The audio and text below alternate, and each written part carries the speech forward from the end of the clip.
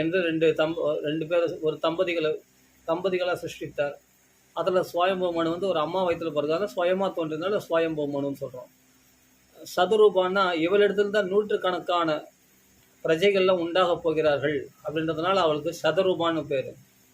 ஒவ்வொரு பேருக்கும் ஒரு காரணம் இருக்குது. சம்ஸ்கிருதத்தில் ஒரே வார்த்தைக்கே பல விதமான அர்த்தங்கள்லாம் இருக்குது. அது மகான்கள் வியாக்கியானம் பண்ணி சொல்லுவாங்க. சரி, அது பிறகு வந்து பிரஜாபதி தானே சுவாயம்பூமனும் பிரம்மதேவ தான் சிருஷ்டி பண்ணார். கர்த்தம பிரஜாபதி வந்து தன்னுடைய நிழலிலிருந்து, பிரம்மதேவர் தன்னுடைய நிழலிலிருந்து கர்த்தம பிரஜாபதியை சிருஷ்டி பண்ணார். அப்போது தந்தையினுடைய கட்டளை அனுசரித்து தான் உலக சிருஷ்டியிலே ஈடுபடுறாங்க. ஏன்னா உலகம் சிருஷ்டியாகாத காலம் அந்த காலத்தில். அப்போலாம் வந்து மானசீக சிருஷ்டி, மிதுன சிருஷ்டி ரெண்டுமே இருந்தது. 10 பிரஜாபதிகளை சிருஷ்டி பண்ணுறாரு இல்லையா, தக்ஷர், நாரதர் போன்றவர்கள்லாம், மரிச்சியாதி மகரிஷிகள், இவங்கெல்லாம் 10 பிரஜாபதிகள் சிருஷ்டி பண்ணுறார், தக்ஷன் முதலானவர்கள்லாம். அதில் தான் வந்து கர்த்தம பிரஜாபதி தன்னுடைய நிழலிருந்து சிருஷ்டி பண்ணுறார். அவர்களை பிரஜைகளை சிருஷ்டி பண்ண சொல்லி பிரம்மதேவர் கட்டளை எடுக்கிறார். அந்த கட்டளைக்கு உட்பட்டு அவர் பிரஜைகளை சிருஷ்டி பண்ணணுன்னா உடனே போய் ஒரு பொண்ணை பார்த்து கல்யாணம் பண்ணி உடனே அவர்கள் இல்லறம் நடத்தணும் அப்படி பண்ண மாட்டாங்க. பகவானுடைய உத்தரவு இருந்தால் தான் தன் இல்லறத்தில் நாம் ஈடுபடுறது கூட பகவான் உத்தரவு இருக்கணும். பகவான் சம்மதம் இல்லாமல் மகான்கள்லாம் எதையுமே தான் தலையிட்டுக்க மாட்டான். அப்படி இருக்கும்போது பிரம்மதேவர் கட்டளையிட்டார். பிரம்மதேவர் கட்டளைப்படி என்ன பண்ணுறார், பகவானுடைய சம்மதத்தை கேட்கறது, பகவானிடத்தில் பிரார்த்தனை பண்ணுறார். எப்படி பிரார்த்தனை பண்ண, தவம் பண்ணுறார். கிருதயுகத்துலலாம் வந்து ஆயுசு எவ்வளோன்னா 1,00,000 வருஷம். ஒரு மனுஷனுக்கு ஆயுசு வந்து கிருதயுகத்தில் 1,00,000 வருஷம். அந்த 1,00,000 வருஷத்தில் வந்து 10,000 வருஷம் தவத்திலே போய்கிட்டார் கர்த்தம பிரஜாபதி. ஏன்னா சொன்னா அனுகூலமான மனைவி வேணுமா, அதுக்காக தவம் பண்ணியிருக்காரு. பிரதிகூலமான மனைவி வந்துட்டா, அதனால் அனுகூலமான மனைவி வேணும்னு 10,000 வருஷம் தவம் பண்ணுறாராம் பகவானை நோக்கி.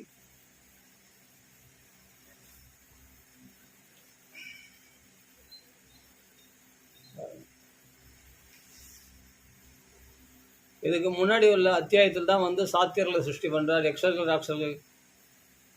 பிரம்மதேவரே பட்சிகள்னு வந்தாங்களாம். அதனால் அவர்கள் இல்லை, அவர்களை பட்சிக்க வேணாம், என்னை ரட்சிக்கணும் அப்படின்னு சொல்லிட்டு கேட்டாராம். அதனால் அவர்கள் யக்ஷர்கள், ராட்சர்கள் ஆனார்களாம் அப்படின்னு சொல்லப்பட்டிருக்கு. சந்தியா தேவதையை வந்து அசுரர்கள் அபகரித்து கொண்டார்கள். அதனால தான் சந்தியா காலம் வந்து அசுர வேலைன்னு சொல்லப்படுகிறது. அசுர வேலையில் திதி தேவி சேர்ந்ததுனால கசியப்பர் இடத்துல அசுரர்கள் பிறந்தார்கள், இரண்யகசிபு, இரண்யாக்ஷன். அது சந்தியா காலம் அசுர வேலை. அந்த அசுரர்கள் வந்து சந்தியா தேவதை ஒரு பெண்ணாக நினைத்து அவளை அடைந்தார்கள். அதனால் வந்து சந்தியா காலத்தில் அசுரர்கள்லாம் வந்து அந்த பிரம்மதேவத்தில் விடப்பட்ட சரீரத்தை எடுத்துக்கொண்டார்கள். சந்தியா காலத்தை எடுத்துக்கொண்டார்கள் அசுரர்கள்லாம். அதான் இந்த அசுர சிருஷ்டி, யக்ஷராட்சர சிருஷ்டி இதெல்லாம் அந்த அத்தியாயத்தில் சொல்லப்படுகிறது. சரி, அது இருக்கட்டும். அதுதான் பிரஜாபதிகள் சிருஷ்டிகளே சொல்லப்பட்டது. அந்த பிரஜாபதிகளை வந்து 10 பிரஜாபதிகள் சிருஷ்டி பண்ணதே சொல்லப்பட்டிருக்கு. அதில் வந்து கர்த்தம பிரஜாபதி நிழலில் சிருஷ்டி பண்ணார். அந்த நிழலில் இருக்கு அவர் வந்து அனுகூலமான மனைவி வேணுன்றதுனால பகவான் இடத்துல 10,000 வருஷம் தவம் பண்ணுறார். மைத்ரே உவாச்ச பிரஜா சுஜேதி பகவான் கர்த்தமோ பிரம்மணோதிதா. பிரம்மதேவரால் தூண்டப்பட்டு பிரஜைகளை சிருஷ்டி பண்ணுறதுக்காக அவர் 10,000 வருஷம் தவம் பண்ணுறார். எங்கள் சரஸ்வதியாம் தபஸ்தேவே சஹசிராணாம் சமாதர்ஷ. சரஸ்வதி நதிக்கரையில் 10,000 வருஷம். சஹசிராணாம் சமாதர்ஷ, தர்ஷன்னா 10, சஹசிராணம் 1000, 10,000 வருஷம். அவ்வளோதானே. அந்த 10,000 வருஷம் தவம் பண்ணுறாருன்னா சாதாரண விஷயமா? ஃபஸ்ட்டு மனுஷன் 10,000 வருஷம் வாழ்வானதே டவுட்டு, அது முடியாது. ஆனால் ஏன் அது மாதிரின்னா, ஏன் அப்படின்னா 10,000 வருஷம் தவம் பண்ண காரணம் என்னன்னா,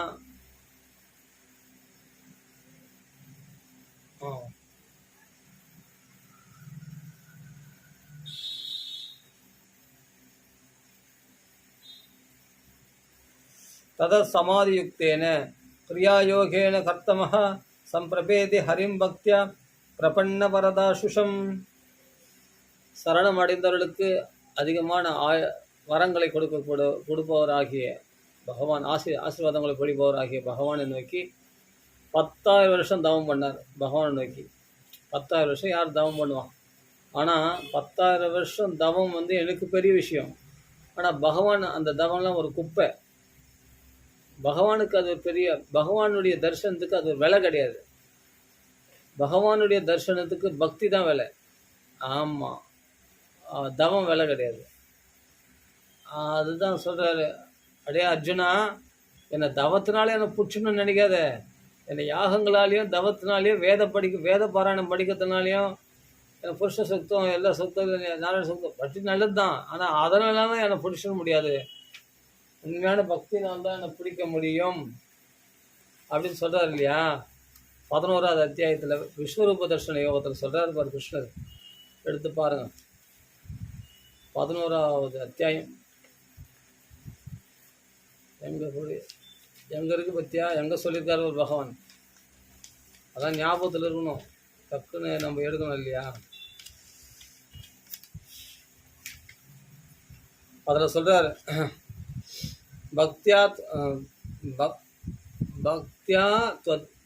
பக்தியா து அனன்யா சக்கிய அகம் ஏவம் விதோ அர்ஜுனா.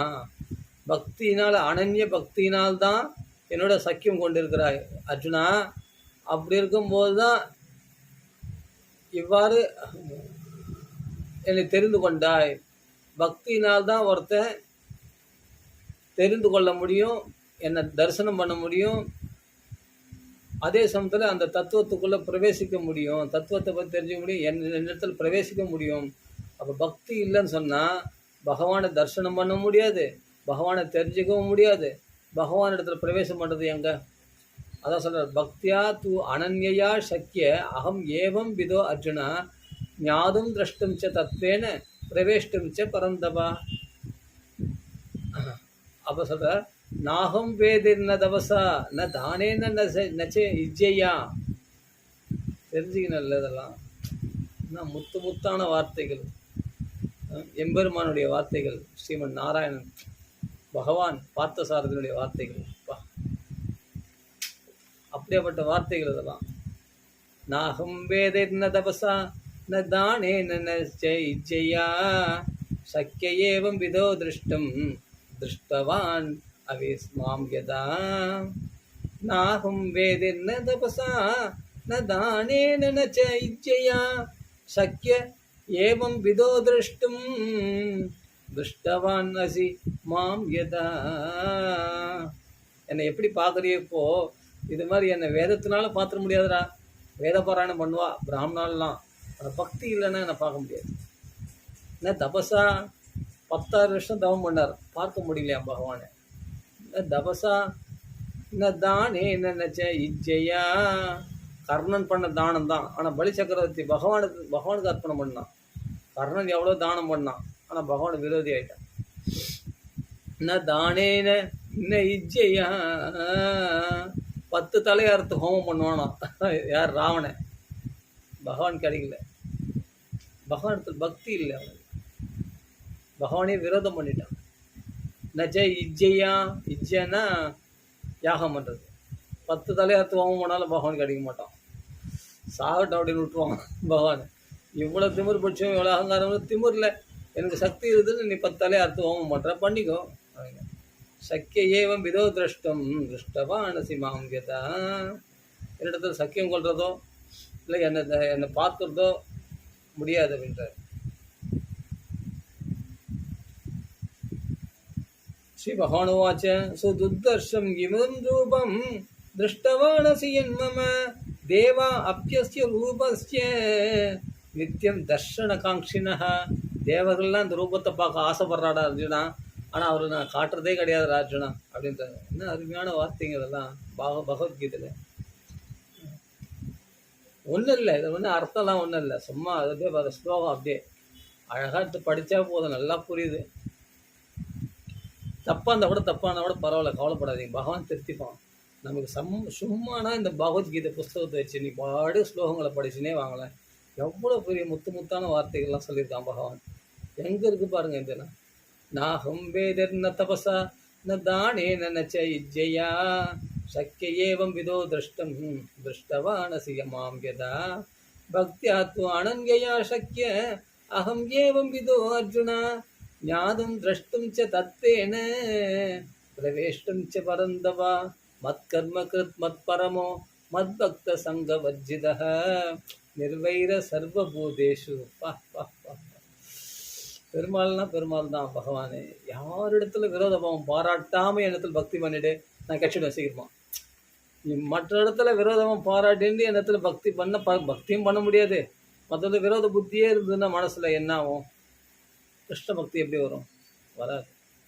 அதை விட்டுட்டேன். அது விரோத பாவம் மனசுக்குள்ளே இருந்தால் அதை முதல்ல விட்டுட்டேன்.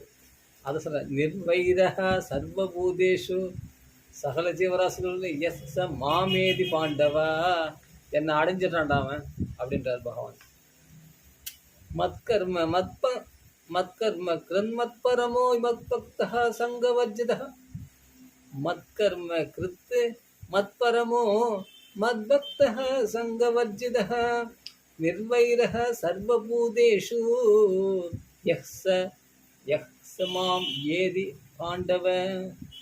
யார் சகல ஜீவராசத்திலும் விரோத பாவம் இல்லாமல் பழகிறானோ அவர்கள் என்னுடைய செயல்களை யார் செய்கிறார்களோ என்னையே உயர்வாக கொண்டவர்களாக என் பக்தனாக சங்கவர்ஜிதாக மற்ற இடத்துல உள்ள சங்கத்தெல்லாம் விளக்குகிறார்களோ ஆகா அவர்கள் விரோத பாவம் இல்லாமல் என்னை அடைந்து விடுகிறார்கள் அப்படின்றார். இதெல்லாம் பகவத்கீதை பகவானுடைய கீதை முத்து முத்தான வார்த்தைகள்.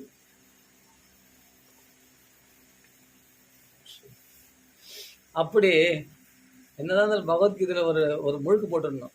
அப்படி நினைச்சிடணும். போய் அந்த பகவத்கீதையில் நினைச்சிட்டோம்னாவே ஃப்ரெஷ் ஆகிடலாம். நம்ம யமுனையில் ஸ்நானம் பண்ண மாதிரி. கீதா கங்கா. சரி, மைத்ரே வாட்ச. சரி, இது படிச்சது இல்லையா? படிச்சுட்டே திருப்பி அப்படியேப்பட்ட சமாதி யுக்தேன சமாதியுடன் கூடிய 10,000 வருஷம் யார் தவம் பண்ணுவான்? அப்படி சமாதியில் கை கூடி இருந்தால் தான் 10,000 வருஷம் ஃபஸ்ட்டு நம்ம தவம் பண்ண முடியும். அப்படியேப்பட்ட 10,000 வருஷம் தவம் பண்ணுறாருன்னா அப்போ எவ்வளோ வயசாகி போகிறது பாருங்க. அவருக்கு 1,00,000 வருஷம்னா கூட அப்போல்லாம் ஆரம்பத்தில் 10,000 வருஷம் தவத்திலே போய்கிட்டார். பிரஜாபதிகளோட சுவயம்பூ மனு பிரஜாபதி, கர்த்தமுரு பிரஜாபதி, தக்ஷன் பிரஜாபதி, இது போல் பிரஜாபதிகளாகவே சிருஷ்டி பண்ணது தான். அப்போது அவர் எவ்வளோ வயசு இருந்திருப்பார். அந்த சமயத்தில் கர்த்தம பிரஜாபதி ஒரே டைமில் பிரஜாபதிகளை சிருஷ்டி பண்ணது. அப்படின்னா வயசில் பெரியவர் இல்லையா? முதல் சிருஷ்டி பண்ணவர். அதுக்கு முன்னாடி சனகாதி முனிவர்கள், அப்புறம் சிவபெருமான், அப்புறமா இந்த 10 பிரஜாபதிகள் சிருஷ்டி பண்ணது. இந்த சிருஷ்டியில் என்னென்னா 10 பிரஜாபதிகளில் கர்த்தமுரும் ஒருத்தர். அப்படி இருக்கும்போது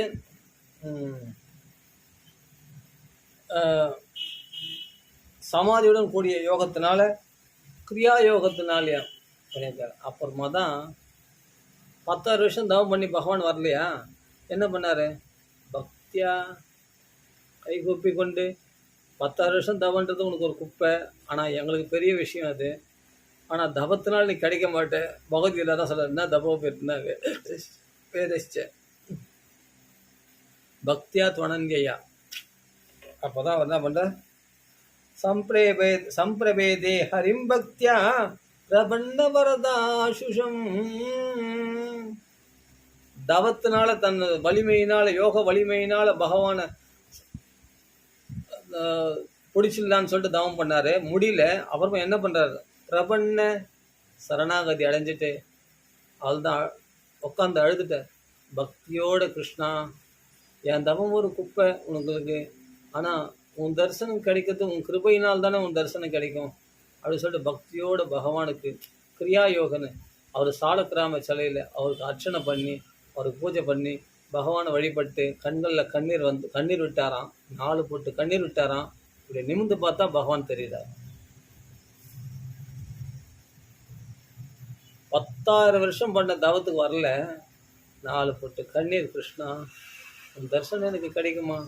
உன்னை நான் சரணாகதி அடைகிறேன் கிருஷ்ணா. தரிசனம் எனக்கு வேணும்னு அந்த பக்தியோட சரணாகதி அடைஞ்சார் பத்தியா, பகவான் பிரத்யட்சமாயிட்டான். சம்பிரபேதே ஹரிம் பக்தியா பிரபன்ன வரதாசுஷம் தாவத் பிரசன்ன பகவான் புஷ்கராட்ச கிருதே யுகே.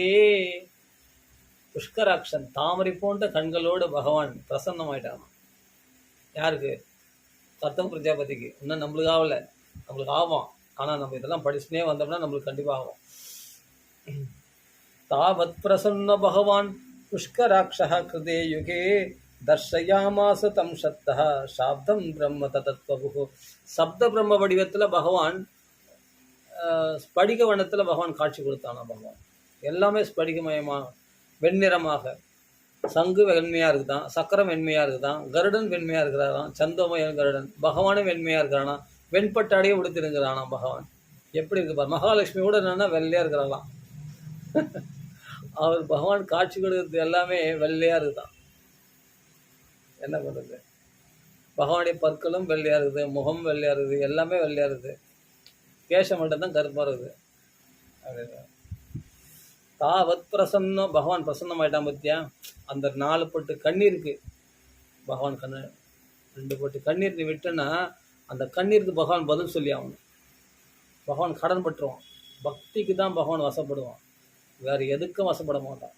அப்போ 10,000 வருஷம் பண்ண தபசுக்கு பகவான் வசப்படலை, 4 பொட்டு கண்ணீருக்கு தான் பகவான் வசப்பட்டார். தாபத் பிரசன்ன பகவான் புஷ்கராட்ச கிருதே யுகே. இது கிருதயுகமாக இருக்கிறதுனால பகவான் வெண்மை நிறத்தில் காட்சி கொடுத்துருக்கான்.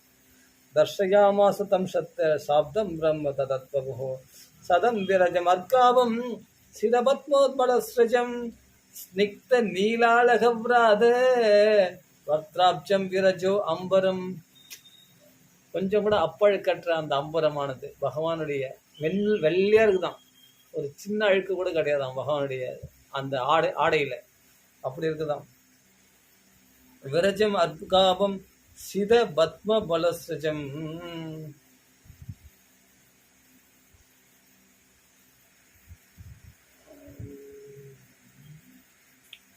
ஸ்மித பத்ம உத்பலஸ்ரஜம். அந்த உத்பலம்னா நீலத்தாமரையா, இது அல்லிப்பூவா, அந்த தாமரை மாலை அணிந்திருக்கிறானா பகவான். ஸ்னிக்த நீலாலகவ்ராத். அந்த நீலம் போல இருக்குதான். அப்படியே அடர்த்தியான சுருளான கேசங்கள் அப்படி தவழ்ந்து இருக்குதான் 4 பக்கமும் பகவான். அது பறந்து விரிந்து அழகாக இருக்குதான் பார்க்கறதுக்கு. ஸ்னிக்த நீலாலகவ்ராத வக்த்ராப்ஜம் விரஜோ அம்பரம். அழகம்னா கேசம். அந்த அழகு கேசமானது எப்படி இருக்குன்னா சுருளான கேசமானது முக கமலம் இருக்கு இல்லையா, அந்த முகமானது தாமரை மலர் போல இருக்கலாம். அந்த தாமரை மலரில் உள்ள தேன் இருக்கு இல்லையா, அந்த தேன் எது? அந்த தாமரை மலருக்குள்ள ஒரு மகரந்தம் இருக்கு இல்லையா, அந்த மகரந்தத்தில் உள்ள தேன் இருக்கு இல்லையா, அந்த தேனை பருகுகிற வண்டுகள் போல சுருளான அழகு விரதான அப்ஜம்ட்டு இவர் பீஷ்மரோட ஸ்துதிக்கிறார் இல்லையா. அந்த சுருளான கேசங்கள் வந்து வண்டுகள் போல இருக்குதான். அந்த பகவானுடைய முகம் என்ற தாமரையில் உள்ள அழகு என்ற தேனை பருகின்ற வண்டுகள் போல சூழ்ந்திருக்குதான் பகவானுடைய சுறுசுறான கேசங்கள். அப்படி இருக்கு. ஸ்னிக்த நீலாலகவ்ராத வக்த்ராப்ஜம் விரஜோ அம்பரம் கிரீடினம் குண்டலிடம். குண்டலமும் வெள்ளையாக தான் இருக்குது, கிரீடமும் வெள்ளையாக தான் இருக்குது. சங்க சக்கர கதாதரம் எல்லாம் வெள்ளை தான். சங்கு சக்கரம் கதை எல்லாமே வெள்ளை தான். கதாதரம் ஸ்வேதோத்பல கிரீடனகம் மனஸ்பர்ஷஸ்மிதேக்ஷணம். ஸ்வேதன்னா வெண்மை நிறம், ஸ்வேதோத்பல கிரீடனகம். அப்படி விளையாட்டாக பகவான் மனசை தொடுற மாதிரி ஒரு புன்சிரிப்பு சிரிக்கிறானா பகவான். மனஸ்பர்ஷஸ்மித ஈக்ஷணம். அந்த புன்சிரிப்பே மனசை மயக்கக்கூடாது. அதுதான் அந்த பகவானுடைய இதெல்லாம் அப்படியே ரசித்து படிச்சுனே வந்தால் போதும். பாகவதத்தில் அந்த யாரை தொடுறாராம்? கர்த்தம பிரஜாபதியுடைய மனசை தொடுறாராம் போய் பகவான். என்ன தோன்றார்? கருட வாகனத்தில் தோன்றியிருக்கிறார் பகவான். கருட வாகனத்தில் மார்பில் வக்ஷஸ்தலத்தில் மகாலட்சுமி இருக்கிறார். கருட பகவான் என்ன பண்ணுவார்னா பந்து போன்ற தன்னுடைய தலையை மறைச்சுட்டே போவாராம். மார்பை இப்படி மறைச்சிட்டார் தான் என்ன தெரியும்? பகவானுடைய வக்ஷஸ்தலமும் தரிசனமாகாதே. மகாலட்சுமி மகாலட்சுமி கடாட்சம் இல்லைன்னா அனுகூலமான பத்தினி அங்கே கிடைக்கிறது. அதனால் மகாலட்சுமி அப்படி எட்டி எட்டி பார்க்குறாராம், அம்மா உன் கடாட்சம் கொஞ்சம் பண்ணுமா, நல்ல ஒரு இல்லத்தரசி ஒருத்தி வரணும் எனக்கு, அப்போ தான் நான் பிரஜைகளை பிரம்மதேவர் கட்டளையை அனுசரித்து நான் இல்லறம் நடத்த முடியும். அவள் வந்து பயங்கரமாக வந்துட்டா நாம் இல்லறம் நடத்த முடியாது, நாம் ஆன்மீக சேவையிலே ஈடுபட முடியாது அப்படின்னு அப்படி எட்டி எட்டி பார்க்குறாராம் கர்த்தம பிரஜாபதி.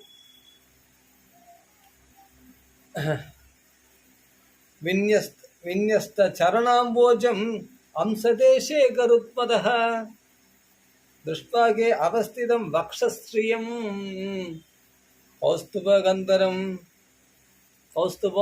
கந்தரம் வக்ஷஸ்ரீயம், வக்ஷஸ்தத்தில் மகாலட்சுமி வாசம்.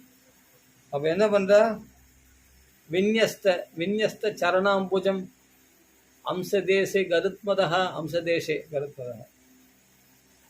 திருஷ்டோகே அவஸ்திதம் வக்ஷஸ்ரீயம் கௌஸ்துபகந்தரம். அதாவது என்னென்னா, அந்த எப்பவுமே கருடாழ்வார் வந்து பகவானை சுமந்து கொண்டு போகிறார் இல்லையா, கருடாழ்வார் எப்படியுமே வந்து கைகூப்பி கொண்டு இப்படி பகவானை தரிசனம் பண்ணி பகவானுடைய அந்த வக்ஷஸ்தல சேவையோட பகவான் முகத்தை தரிசனம் பண்ணிகிட்டே தான் முன்னாடி போவாராம். ஏன்னா முன்னாடி பார்த்துட்டு போக மாட்டாராம் கருடாழ்வார் தலை பார்த்தா பின்னாடி திரும்பி பகவானை தரிசனம் பண்ணிட்டு தான் முன்னாடி கைகூப்பி கொண்டு முன்னாடி தான் போவாராம். அப்படின்னா போக வேண்டிய இடம் எப்படி தெரியும்னா, பகவான் நடத்துகிறான் நம்மளை, நாம் பகவானை தரிசனம் பண்ணிகிட்டே நம்ம போனோம்னா போக வேண்டியது கரெக்டாக போயிடுவோம் அப்படின்ற நம்பிக்கையில் தான் கருடாழ்வார் வந்து பந்து மாதிரி அவருடைய தலையானது பெருசாக ஒரு வக்ஷஸ்தலத்தில் கழுத்து வரைக்கும் மறைச்சிட்டு இருக்குதான். அது அந்த கருடாழ்வார் மேலே தான் உட்கார்ந்து கொண்டு தான் பகவான் தரிசனம் கொடுக்குறாரு. யாருக்கு? கர்த்தம பிரஜாபதிக்கு. அப்படி தரிசனம் கொடுக்கும்போது அந்த தலை மறைக்குது இல்லையா, கருடாழ்வார் தலை வக்ஷஸ்தலத்தை. அப்போ பார்க்குறாரு, எட்டி எட்டி பார்த்து மகாலட்சுமியுடைய சேவை ஆகலையே அப்படின்ட்டு பகவானை தரிசனம் பண்ணுறார். ஓகே, மகாலட்சுமி சேவை ஆகலையேன்ட்டு பார்க்குறாரு. அப்போ இவருடைய மனசை புரிஞ்சுட்டு மனஸ்பர்ச ஸ்மிதேக்ஷணம், அவருடைய மனசை புரிஞ்சுட்டு அதை என்ன பண்ணுறார், அம்சதேச கருத்மதா, அந்த பகவான் என்ன பண்ணுறான், தன்னுடைய திருவடிகளை தூக்கி அந்த கருடாழ்வாருடைய ரெக்கை மேலே 2 பாதத்தையும் வச்சு எழுந்து நிற்கிறானா பகவான். எழுந்து நின்று இப்போ தெரியுதா அப்படின்னா, ஸ்ரீவத்சம் என்ற மறு இப்போ தெரியுதா, இப்போ மகாலட்சுமி தெரிகிறாளா அப்படின்னா, மகாலட்சுமி குளிர கடாட்சம் பண்ணுறாளாம். யாருக்கு? கர்த்தம பிரஜாபதிக்கு. அனுகூலமான மனைவி உனக்கு கிடைக்கட்டும், கொடுத்து வச்சிடணும்.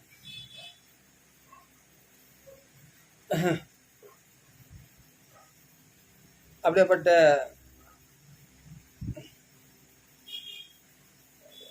அம்சதேச கருத்மதः திருஷ்ட்வா கே அவஸ்திதம் வக்ஷஸ்ரீயம் கௌஸ்துபகந்தரம்.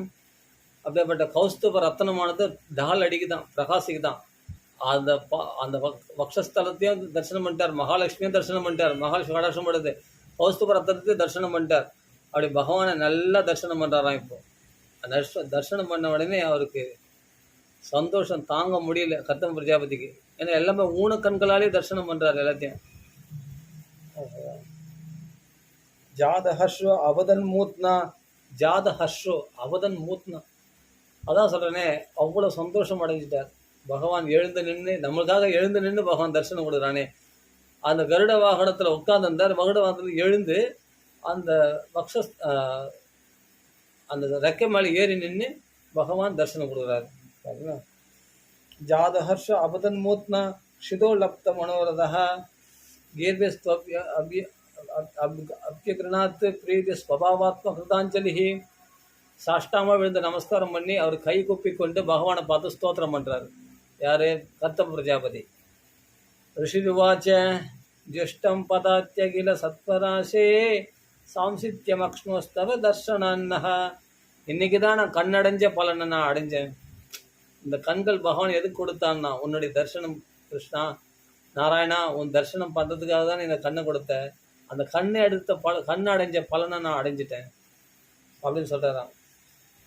சாம்சித்யம் அக்ஷ்ணோஸ்தவ தர்ஷனான்னஹ, எங்களுக்கு தர்சனம் கொடுத்துட்டியே, இப்போ தான் என் வாழ்க்கை வெற்றி அடைஞ்சது. சாம்சித்தி அக்ஷ்ணோஸ்தவ தர்ஷனான்னஹ அகில சத்வராசேஹே, சகல ஜீவராசிகளுக்கு இருப்பிடமாக இருக்கக்கூடியவர் அப்படின்னு அர்த்தம். சகல சாத்விக குண சம்பன்னர் அப்படின்னு அர்த்தம். எத் தர்ஷனம் ஜன்மபீர்ஜித்ய சத்விராசா சதே யோகினோ ரூட யோகாக. வேரூன்றின யோகத்தினால கடுமையாக எத்தனை ஜென்மங்கள் தலைகீழ தொங்குறா தெரியுமா? பஞ்சாக்னி மத்தியில் போய் தவம் பண்ணுறா, தண்ணிக்குள்ளே முழுகிண்டு தவம் பண்ணுறா, மரத்தில் மேலே காலை போட்டுன்னு கீழே தலைகீழ தொங்கின்னு தவம் பண்ணுறான். இப்படிலாம் பலவிதமாக தவம் பண்ணுறாங்க இல்லையா? வாயு போஜனாக வாதாசி பர்ணாசி இருந்து கொண்டு நிறைய வெறும் காற்றையே உணவாக கொண்டு கடுமையான நியம நிஷ்டைகளோட யம நியமங்களை கடைபிடிச்சுண்டு எலும்பும் தோலுமாக காட்டில் மூங்கிலாக தன் எலும்புகளை வச்சுட்டு அப்படி தவம் பண்ணுறான். அவளுக்கெல்லாம் பகவான் காட்டவே மாட்டான் தன் சொரூபத்தை. ஒவ்வொரு ஜென்மா பிறந்து இருந்த கூட மறுபடியும் அவர்கள் அடுத்த பிறவியில் யோகங்கள் பண்ணுறா. ஜென்மபிர் ஈட்டியாக, அதுவும் புகழத்தக்க ஜென்மங்களாக எல்லாம் ரிஷிகள் குலத்தில் பிறந்து பிராமண குலத்தில் பிறந்து கடுமையான தவங்களை ஏற்றி அவரால் பார்க்க முடியல. எத் தர்ஷனம் ஜன்மபிர் ஈட்டிய சத்பிர் ஆசாசதே யோகினோர் ஊட யோகாக. ஆனால் இந்த ஊன கண்களால் 10,000 வருஷம் நாங்கள் தான் தவம் பண்ணேன், அதில் கிடைக்கல. பக்தியோடு உன்னை சரணம் அடைஞ்ச உடனே எனக்கு போய் இந்த தர்ஷனம் கொடுத்துட்டு இந்த ஊன கண்களால் பார்க்கும்படி ஞான கண்களால் பார்க்கணும்னு சமாதியுடன் கூடிய யோகத்தினால ரூட யோகா வேரூன்றின யோகத்தினால ஜென்மமாக கஷ்டப்படுறா. அவங்களுக்கெல்லாம் கிடைக்கல இந்த தரிசனம். எனக்கு கொடுத்துருக்கே கிருஷ்ணா, எனக்கு கொடுத்துருக்கே நாராயணா, நான் என்ன அவ்வளோ பாக்கியசாலி அப்படின்னு சொல்கிறார். ஏ மாயையா தே ஹதமேத சஸ்தத்து பாதாரவிந்தம் பவசிந்து போதம். பவசிந்து சம்சார கடலை கடக்கக்கூடிய உன் திருவடிகளை ஆசிரியச்சு நான் மாயையில் விழுந்துட்டேன் பத்தியா கிருஷ்ணா. அத மேதசஸ்தத்து என் புத்தியானது கெடுக்கப்பட்டது மாயையால. அல்ப விஷயமாகிய அனுகூலமான மனைவி வேணும்னா கேட்பாங்க, ஒரு பெண் வேணும், அழகான பெண் வேணும், அனுகூலமான ஒரு பெண் வேணும் அப்படியே கேட்பாங்க பகவான் இடத்துல போய். அதுக்கு வேண்டிய பகவான் வைகுண்டத்திலிருந்து வர வைக்கணும். அதுக்கு வேண்டிய 10,000 வருஷம் தவம் பண்ணணும். 10,000 வருஷம் தவம் பண்ணதுக்கெல்லாம் சொல்கிறீங்களே, அனுகூலமாக பத்தினி வந்துட்டா பரவாயில்ல, அனுகூலமாக பத்தினி இல்லாதவங்களுக்கு எவ்வளோ வேதனையாக இருக்கும் அது யோசிச்சு பார்க்கணும்ல. அனுகூலமான பத்தினி வேணும், அனுகூலமான பத்தினி வேணும்னா 10,000 வருஷம் தவம் பண்ணணும். அனுகூலமாக ஜோடியாக வந்து கதை கேட்குறவங்களுக்கு அந்த சிரமம் தெரியாது, அந்த கஷ்டம் தெரியாது, அந்த பிரிவு. அப்படி அனுகூலமான பத்தினி இல்லாதவங்களுக்கு தான் அந்த கஷ்டம் என்னன்னு தெரியும். அப்போ 10,000 வருஷம் தவன்றது ஒன்றுமே இல்லை. அதனால் தாராளமாக பகவான் இடத்துல அதை சொல்கிற அந்த பத்தியா அனுகூலமான பத்தினி நம்மளுக்கு கிடைக்கல பத்தியா, நம்ம 10,000 வருஷம் தவம் பண்ணாமல் போயிட்டோம் பத்தியா அப்படின்னு வருத்தப்படுவாங்களாம் அனுகூலமான பத்தினி இல்லைன்னா. ஏ மாயையா ஹிதே அதமேத சஸ்தத்து பாதாரவிந்தும் பவசிந்து போதம். மாயையால் கெடுக்கப்பட்ட புத்தி உள்ளவர்களால் இப்படிப்பட்ட சம்சார சாகத்தையே கடக்கக்கூடிய பகவான் இடத்துல போய் அல்ப விஷயத்தில் போய் யாசிப்பாளா? நான் போய் உங்களை அப்படி யாசிச்சுட்டேனே அப்படின்ட்டு இது மாதிரிலாம் யாசிக்கிறாங்களே அப்படின்னு யாரோ சொல்கிற மாதிரி சொல்கிறாரு. யாரோ கத்த பிரஜாபதி பாருங்க என்ன சொல்கிறா பாருங்க. உபாசதே காம லவாய தேஷாம் தாசேச கார்மா காமான் நிறைய அபியேஸ்யுஹு. எந்த நரகம் முதலானவைகள் கூட அற்ப சௌக்கியங்களானது சுலபமாக நிறைவேறிடுமோ. உலக சௌக்கியங்கள் பத்தினி வேணும் மனைவி வேணும்னு ஒரு வேண்டுதலா, அந்த வேண்டுதல் சுலபமாக நரகத்தில் இருக்கிறவங்களுக்கு கூட கிடைச்சிடுமே. நரகவாசிகள்னா என்னமோ தனியாக யமலோகத்தில் இருக்கிற நரகம் சொல்ல வரல. இங்கே சொல்கிறது என்னன்னா நம்ம இருக்கிற இடமே நரகம்தான். நரனுடைய அகம், மனுஷனுடைய பாவம், மனுஷனுடைய பாவத்தினால்தான் மனுஷ பிறவியில் யாரெல்லாம் பாபத்தினால துன்பத்தை அனுபவிக்கிறார்களோ அவர்களெல்லாம் நரகத்தில் தான் இருக்கிறாங்க. நரனுடைய அகம், மனுஷனுடைய பாவம். அப்போ நாமெல்லாம் ஒரு விதத்தில் பாவப்பட்டதுனால தான் எவ்வளோ துன்பங்கள் அனுபவிக்கிறோம். அப்படியேப்பட்ட நாமளும் ஒரு விதத்தில் நரகத்தில் தான் இருக்கிறோம். அப்படியேப்பட்ட நரகத்தில் இருக்கிறவங்க கூட எப்படியாவது அவர்களுக்குள்ள மனைவி கிடைக்கிறது, பெண்கள் அழகான பெண் கிடைக்கிறது, இல்லாட்டி அனுகூலமான பெண் கிடைக்கிறதுன்றது பெரிய விஷயம் இல்லை. அது கிடைச்சிடும்.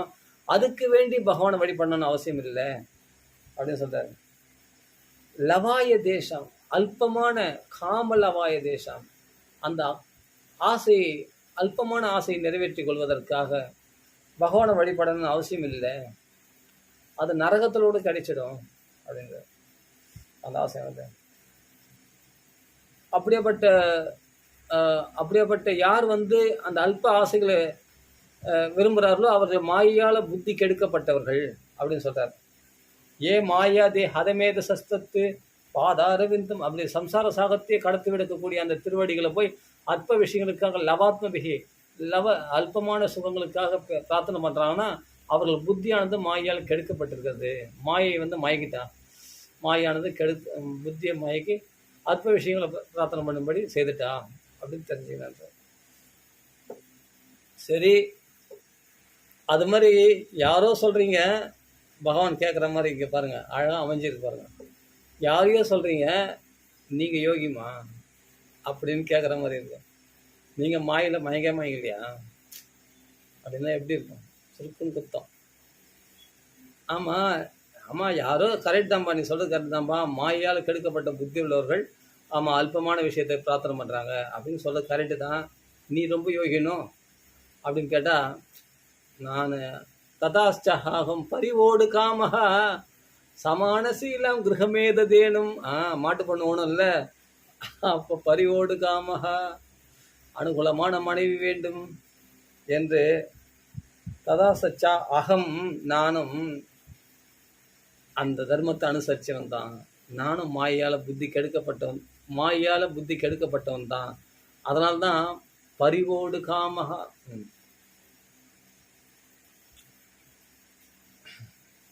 ததாசச்சாகம் பரிவோடு காமஹா சமானசீலாம் கிரகமேதேனும் குடும்பத்தை நடத்தக்கூடிய ஒரு மாட்டுப்பெண், அழகான ஒரு பெண், சமானசீலாம் எனக்கு தகுந்த மனைவியாக இருக்கணும், என்னுடைய நடத்தைக்கு தகுந்த மாதிரி அனுசரித்து நடக்கக்கூடிய சமானசீலாம், அனுகூலமான ஒரு பத்னி, என்னுடைய நடத்தைக்கு தகுந்த மாதிரி அனுகூலமான பத்னியாக எனக்கு வேண்டும் அப்படின்னு நான் ஆசைப்படுறவன் தான் அப்படின்னு. நான் மாயில் மயங்கலன்னு நான் ஏன் சொல்லணும்? நான் மாயில் உட்பட்டவனே சொல்லிடலாமே, அது எவ்வளோ பெட்டர், சரணாகதி அடைஞ்சிடலாமே. நான் மாயை ஜெயிச்சிட்டோனோ அப்படின்னு பகவான் கேட்குற மாதிரி இருந்தாங்க. அப்போ இவர் பதில் சொல்கிறார், இல்லை நான் மாய்க்கு உட்பட்டவன் தான். ததா சச்சாகம் பரிவோடு காமஹ சமானசீலாம் கிரகமேதேனும் உபயிவான் மூலம் அசேஷ மூலம் துராசய காமதுகாங்கிரிபஸ்ய உபயிவான் மூலம் அசேஷ மூலம், மிச்சமில்லாமல் எல்லா ஆசைகளையும் பூர்த்தி செய்ய வைக்கக்கூடிய அந்த திருவடிகளை ஆசிரியச்சு, துராசையா அந்த அல்ப ஆசையை நிறைவேற்றிக் கொள்வதற்காக மனைவி வேண்டும் என்ற ஆசையை நிறைவேற்றிக் கொள்வதற்காக காமதுகாங்கிரிபஸ்ய, அப்படியேப்பட்ட உன் திருவடிகளை நான் உபாசிச்சிட்டேனே அப்படின்னு, உங்களை போய் அதுக்குன்னு வைகுண்டத்துல வர வச்சிட்டேனே அப்படின்னு தன்னை நினைச்சு வருத்தப்படுறார். இல்லை நீ பொய் சொல்ற, என்ன சாமி பொய் சொல்றீங்க? மனஸ்பர்சஸ்பிதேக்ஷணம், உன் மனசுல என்ன இருக்குன்னு எனக்கு தெரியும்டா. நீ என்ன சொல்ற? நீ மாயில மயங்கிட்ட நான் சொல்றேன், நீ மாயில மயங்கிட்ட, நீ பரம பாகவதன். இல்லைன்னா உனக்கு நான் தரிசனம் கொடுப்பேனா? மற்றவங்கள மாதிரி தான் நானும், உலகத்தார் என்ன ஆசைப்படுறாங்களோ அதுதான் நானும் ஆசைப்படுறேன்னு நீ சொல்லலாம். சும்மா கேட்டேன், ஏதோ மாயில் நீ மயங்கிட்டே அப்படின்னா, அதுதான் பகவான் கேள்வி கேட்ட மாதிரி இருக்குதாங்க. அதனால் அதை நம்ம மகான்கள்லாம் அப்படி அனுபவித்து சொல்லுவாங்க. நான் கேட்ட மகாத்மாக்கள் சுந்தரகுமார் சுவாமி இது மாதிரி, பிரம்மஸ்ரீ சுந்தரகுமார் சுவாமிலாம் அது மாதிரி சொல்லுவாங்க. அதாவது பகவான் கேட்குறான்னா நீ மாயை ஜெயிச்சிட்டோன்னா, அண்ணாலாம் சொல்லுவாங்க, கிருஷ்ணமி அண்ணாலாம் அழகாக சொல்லுவாங்க. என்ன சொல்லுவாங்கன்னா, நீ மாயை ஜெயிச்சிட்டோனோ அப்படின்னு கேட்டால் அதுக்கு பதில் சொல்கிறார், ததாசச்சாகம் பரிவோடு காமகா சமானசீலாம் கிரகமேதேனும், ஆமாம் நான் மாய்க்கு உட்பட்டவன் தான் அப்படின்னு ஒத்துக்கிற மாதிரி இந்த பதில் அமைஞ்சிருக்கு. அப்போ பகவான் கேள்வி கேட்ட மாதிரி நம்ம எடுத்துக்கணும். அது ஏன்னா பகவான் மனஸ்பர்ச ஈக்ஷணம், பார்க்குற பார்வையிலேயே அவர் புரிஞ்சுட்டு தான் பதில் சொல்கிறார். நீ யாரையே சொல்கிறியே, நீ மாய் ஜெயிச்சுட்டா நான் மாய் ஜெயிக்கல. அப்படி பகவான்களை சரணாகதி அடைகிறது தான் பக்தருடைய லட்சணம்.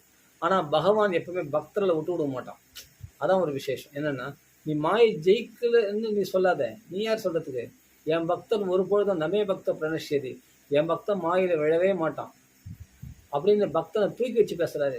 தூக்கி வச்சு பேசுன, நீ சொல்கிறது பொய், நீ மாயில் மயங்கலை. அப்போ என்ன விசேஷம்? பிரம்மதேவர் ஏவப்பட்டதுனால பிரஜைகளை சிருஷ்டி செய்வதற்காக நமக்கு அனுகூலமான பத்னி வேணும்னு கேட்டுருக்கே தவிர, சமான சீலம் கரெக்டு தான் நீ கேட்டது இல்லைன்னு சொல்ல. ஆனால் உனக்கு ஆசையினால அப்படிப்பட்ட பெண்ணானது நமக்கு கிடைச்சி நம்ம அந்த பெண்ணால் கிடைக்கக்கூடிய சௌக்கியத்தை நீ எதிர்பார்க்கல. உலக சிருஷ்டிக்காக அப்பாவுடைய கட்டளை நிறைவேற்றுவதற்காக நீ அது மாதிரி அனுகூலமான பத்னி வேணும்னு கேட்டிருக்க. இதுதான் விஷயம். பிரஜாபதேஸ்தே வச்சசாதீசதந்தியா லோக கிலாயம் காமஹதோ அனுபத்தः அகம் ச லோகா அனுகதோ வகாமி வலிம் ச சுக்ல அனிமிஷாய துப்யம். அதாவது பிரஜாபதி யாரு? பிரம்மதேவர்.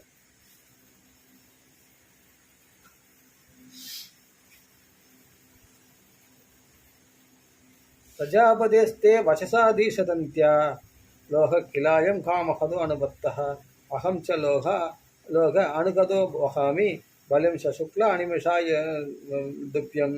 லோகாம்ச லோகானு கதான் பசும்ச்ச ஹித்வா ஸ்விதாஸ்தே சரணாதபத்ரம் பரஸ்பரம் தத்குணவாத சீது பீயூஷ நித்யாபித தேக தர்மாக. என்ன ஸ்லோகங்கள் இதெல்லாம் தெரியுமா? இதெல்லாம் மனப்பாடம் பண்ண வேண்டிய ஸ்லோகங்கள், அருமையான ஸ்லோகங்கள் இதெல்லாம். என்ன சொல்ற? நீங்கள் தான் பிரஜாபதி. யார்? பகவான் தான் பிரஜாபதி. ஒரு விதத்தில் பிரம்மதேவரையும் படைத்த பிரஜை அந்த பிரம்மதேவரும் தன்னுடைய பிரஜையாக கொண்டவர் ஆகிய பிரஜாபதி சாக்ஷாத் நாராயணன். அவருடைய வாக்குகள் தான் வேதம்.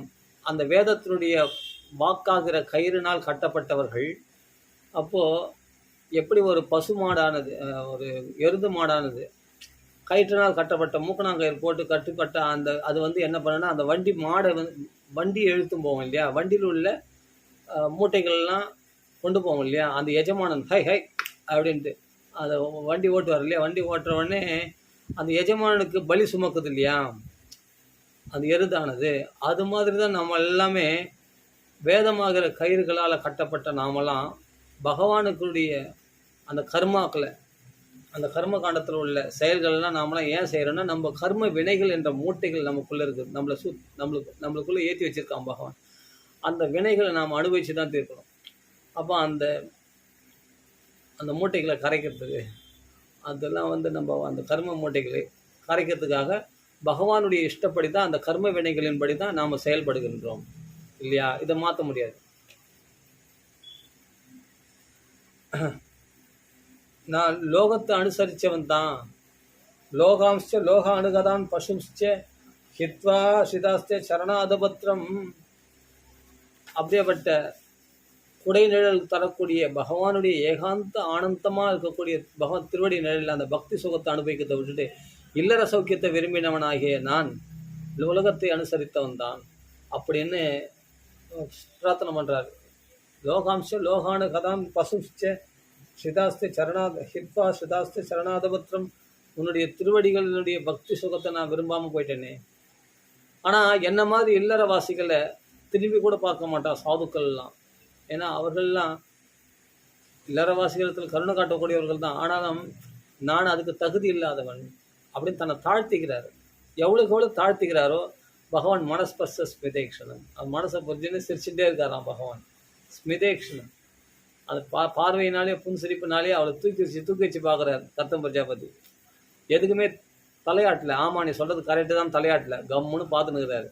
இவன் எவ்வளோ தான் தன்னை தாழ்த்திக்கிறான்னு பார்க்கலாமே அப்படின்னு கர்த்தம பிரஜாபதியை பார்த்தா ரொம்ப பிரியம் பகவானுக்கு. கண்கள் அவன் சொன்ன அந்த வார்த்தைகளானது, கர்த்தம் பிரஜாபதி சொன்ன வார்த்தைகள் மனசை உருக்கிடுச்சான் பகவானுக்கு. கண்களில் கண்ணீர் வந்துடுச்சான். தன்னை இவ்வளவு தாழ்த்தி பேசுகிறாரு. உண்மையிலே அந்த குறைகள் அவரிடத்துல இல்லை. கர்த்தம் பிரஜாபதி ஒரு அல்ப விஷயமான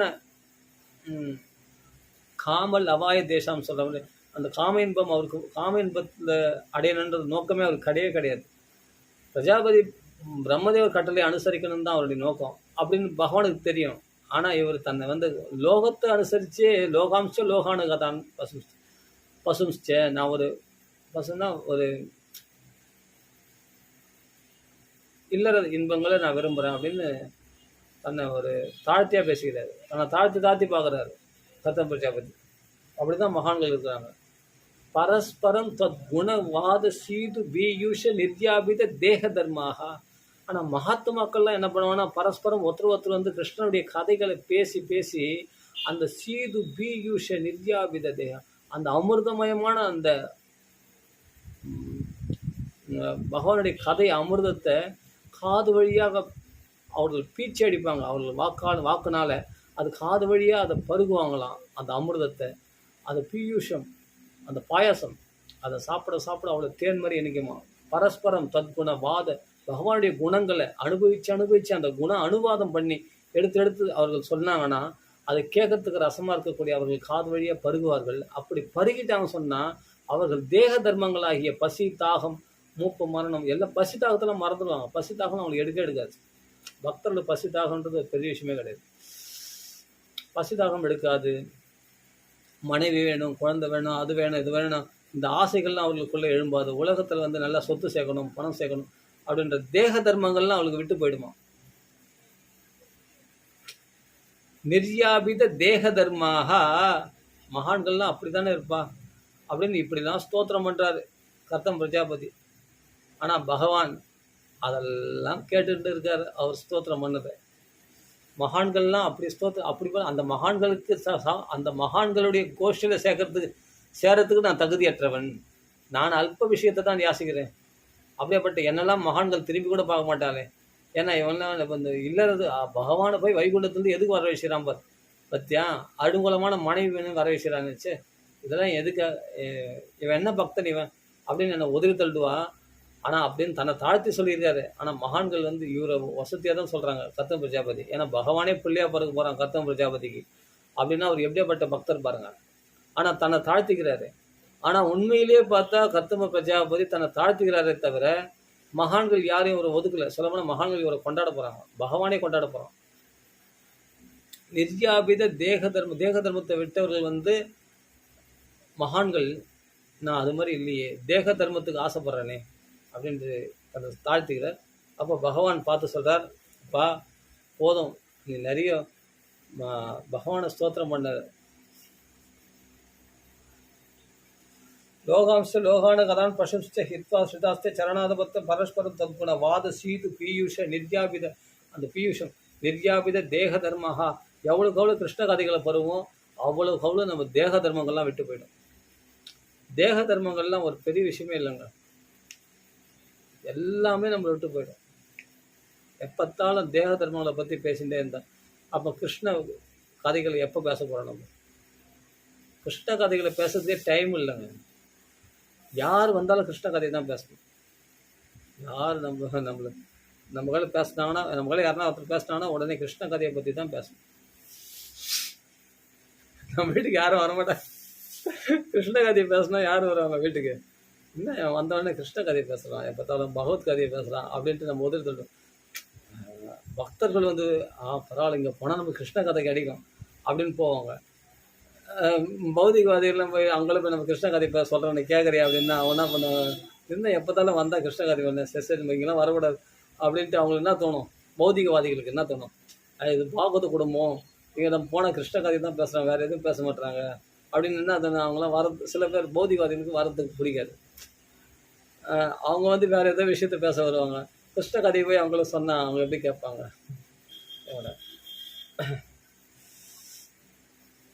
அதனால் இந்த இடத்துல வந்து பிரஜாபதி பகவான் என்ன சொல்ற, அப்பா இப்படியே கள்ளங்கபடம் இல்லாமல் நீ அப்படியே வெளிப்படையாக பேசுறியே, உன் மனசில் இருக்குது அப்படியே என்ன உன்னை தாழ்த்தி பேசுறியே, ஆனால் நீ சில விஷயம்லாம் வந்து மறைச்சிட்ட. இத்தியவ்யலீகம் பிரணுதோ அப்ஜமாநாபஸ்தம் ஆபபாஷே பசசாமிருதேன சுவர்ண பக்ஷோபரி ரோச்சமான பிரேமஸ்மிதோத் வீக்ஷண விப்ரமத் ப்ரூஹு. அப்படி புருவ அசைச்சதுனால பிரேமை வீக்ஷணகா, பிரேமையோடு பார்த்து பகவானுக்கு கண்களில் கண்ணீர் வந்துடுச்சான். கர்த்தம பிரஜாபதி தன்னை தாழ்த்தி பேசி தன் பக்தியை வெளிப்படுத்தும் போது அந்த கர்த்தம பிரஜாபதியை உறுத்து அப்படியே வச்ச கண்ணு வாங்காமல் பார்த்துட்டே இருக்காரு பகவான். பார்த்து மனஸ்பஸ்மிதேக்ஷணம், அந்த மனசை தொடுற மாதிரி ஒரு உடலை கையால் தொல்லையாம், மனசால் தொடுறாராம். புன்சிரிப்பினால தொடராராம். அப்படியேப்பட்ட அவர் வந்து பகவான் கண்ணீர் விட்டு அவருடைய பிரார்த்தனையை பார்த்து கண்ணீர் விட்டாராம். கர்த்தம பிரஜாபதி விட்டு பிரிய முடியலையாம். யாருக்கு? பகவானுக்கு. அப்படி காட்சி விடுறாரு. நவை ஜாது மிருஷைவஸ்யாத்து பிரஜாத்தியக்ஷமதர்சனம். அப்பா நீ கவலைப்படாத. உனக்கு என்ன, நீ என்ன பிரார்த்தனை பண்ண போற, நீ என்ன நினைக்க போறன்றது எனக்கு முன்னாடியே தெரியும்பா. புரியுதா? நீ தவம் பண்ணுறதுக்கு முன்னாடியே எனக்கு நீ என்ன எதுக்காக தவம் பண்ணுற, என்ன பிரார்த்தனை பண்ணுற, நீ எதுக்காக என்னை வந்து ஸ்தோத்திரம் பண்ணுற, எல்லாம் எனக்கு தெரியும். என்னை எதுக்கு தரிசனம் பண்ண நினச்சியோ எல்லாமே எனக்கு தெரியும். நீ சொல்லி தான் எனக்கு தெரியணும்னு அவசியம் இல்லை. நிறைய பேர் பகவான்களை போய் பிரார்த்தனை பண்ணி எனக்கு இது வேணும் அது வேணும் நம்ம பிரார்த்தனை பண்ணால் தான் பகவானுக்கு தெரியும் நம்ம நினச்சின்னு இருக்கிறோம். நம்ம புத்திசாலி பகவானை முட்டாள நினச்சிட்டு இருக்கிறோம். பகவானுக்கு எல்லாமே தெரியும். நீ வேஷம் போடுறியா, இல்லை உண்மையா நீ நல்லவனா, இல்லை நீ கெட்டவனா, உன் மனசில் என்ன இருக்குது, புரியுதா? நீ வெளிப்புறமா என்ன பேசுகிற, உள்ளுக்குள்ளே என்ன நினச்சின்னு இருக்கிற, எல்லாம் பகவானுக்கு தெரியும். நீ வேணா தெரியாதுன்னு நினச்சிக்கலாம். மனஸ்பர்ச ஸ்மிதேக்ஷணம். பகவான் மனசை தெரிஞ்சவன். அதனால் நீ என்ன வேணால் சொல்லிக்கோ, நான் பாட்டு கேட்டுட்டேன். ஆனால் நீ கேட்கறதுக்கு முன்னாடியே நான் ஏற்பாடு பண்ணியாச்சு.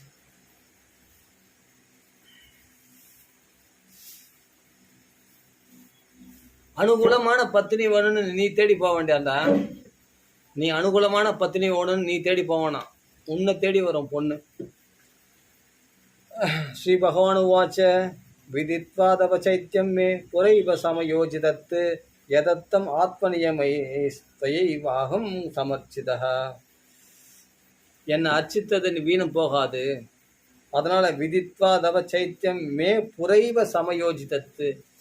சமயோஜிதத்து. அதனால் நான் சமயோஜிதமாக உனக்கு என்ன செய்யணுன்றதை நான் முன்னாடியே ஏற்பாடு பண்ணி வச்சாச்சு.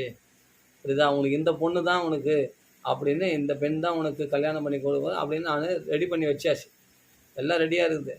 நீ ஏதோ சரி பிரார்த்தனை பண்ணுறியன்னு சொல்லிட்டு நான் கேட்டுனுக்க, நீயும் தபஸ் பண்ணுற, நீ எல்லாமே ஏற்பாடு பண்ணியாச்சுப்பா, கவலைப்படாத. அது மட்டும் இல்லாமல் என்ன நீ அர்ச்சனை பண்ணது, சாலக்கிராம சொல்லி அர்ச்சனை பண்ணி அது ஒரு மதர்கணம், நீ அர்ச்சனை பண்ணது வீண் போகாது. யதத்தம் ஆத்ம நியமை ஸ்வயைவாகம் சமர்ச்சிதா. நன்றாக அர்ச்சனை பண்ணியிருக்கேன், எனக்கு அது வீண் போகாது. நவை ஜாதும் ரிஷைவஸ்யாத் பிரஜாத்தியக்ஷம் மதர்கணம். பகவானுக்கு பண்ணக்கூடிய பூஜை மட்டும் ஒரு பொழுதும் போய் போகாது, அது வேஸ்டே ஆகாது. அதுக்கான பலனை நான் கொடுத்தே தீரணும். கண்டிப்பாக உனக்கு அந்த பலன் கிடைக்கும், கவலைப்படாது.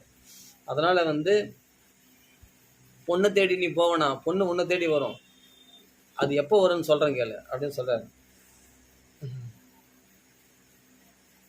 மை பவத் விதேஷு அதிதராம் மயி சங்கிருபித ஆத்மனாம் பிரஜாபதி சுத சம்ராட் மனுர் விக்யாத மங்களஹ பிரம்மாவர்த்தவியோ அதிவசன் சாஸ்தி சப்தார்ணவாம் மகிம்.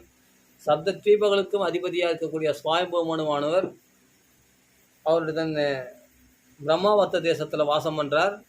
அவருடைய பெண் சுவாயம்பவனுடைய பெண் பாருங்க, எல்லாம் பிரஜாபதிகளை சிருஷ்டி பண்ணார் இல்லையா. மனு பிரஜாபதியும் அவர் தான் சிருஷ்டி பண்ணார், கர்த்தம பிரஜாபதி சிருஷ்டி பண்ணார். ஆனால் மனுடைய பெண்ணை வந்து கர்த்தமருக்கு கொடுக்க போகிறார் இப்போ.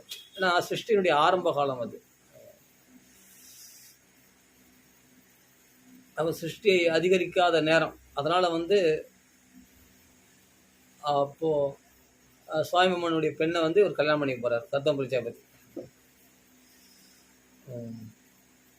சச்சேக விப்ர ராஜரிஷிர் மகிஷ்யா சதரூபயா ஆயாஸ்கதி திதுக்ஷுத்வம் பரஸ்வ தர்ம கோவிதா. சதரூபையோட ரதத்தில் வந்து உன்னை தேடி வரப்போகிறார் தன் பெண்ணை கொடுக்கறதுக்காக. யார்? தேவஹூதி. அதாவது சுவாயம்புமனுக்கு வந்து 5 புத்திரர்கள், 5 பேர். உத்தானவாதன், பிரியவிரதன், உத்தானவாதன் 2 பிள்ளைகள், 3 பெண்கள். தேவஹூதி, பிரசூதி, ஆகூதி அப்படின்னு சொல்லக்கூடிய 3 பெண்கள் அவருக்கு. அதில் ஆகுதின்ற பெண்ணை தான் வந்து ருச்சி என்ற பிரஜாபதி கல்யாணம் பண்ணி கொடுக்குறாரு. தேவஹூதின்ற பெண்ணை தான் வந்து கர்த்தமருக்கு கல்யாணம் பண்ணி கொடுக்குறாரு. பிரசூதி என்பவளை தான் தக்ஷனுக்கு கல்யாணம் பண்ணி கொடுக்குறாரு. என்ன சொன்னேன்? கிருதயுகத்தில் வந்து ஒரு மனுஷனுக்கு 1,00,000 வருஷம் ஆயுசு காலம். திரேதா யுகத்தில் வந்து 10,000 வருஷம் ஆயுசு காலம். துவாபர யுகத்தில் வந்து 1000 வருஷம் ஆயுசு காலம். கலியுகத்தில் 100 வருஷம்தான் ஆயுசு காலம். ம். அப்படியேப்பட்ட நீண்ட காலம் அவர்கள் வாழுறார்கள். அப்படியேப்பட்ட அவர் வந்து 16 வருஷம் தவம் பண்ணார் இல்லையா? தவசிலே 16 வருஷம் ஆ செலவு பண்ணாருன்னா, அப்போ எவ்வளோ ஆயுசு பாருங்க அவங்கலாம். ரொம்ப காலம் வாழ்வார்கள் அவர்கள்லாம். தசரதரே 60,000 வருஷம் வாழ்ந்தாலும் கேள்விப்பட்டேன் இல்லையா? ராமச்சந்திரமூர்த்தி 11,000 வருஷம் பூமி ஆண்டார். 16 வருஷம் வாழ்ந்திருக்கு. 11,000 வருஷம் வாழ்ந்திருக்காரு அவர். அப்போ திரேதயுகம் 16 வருஷம் ஆயுசு. அதான் கொஞ்சம் அதிகமாக வாழ்ந்திருக்காங்க. யார்? ராமச்சந்திரமூர்த்தி.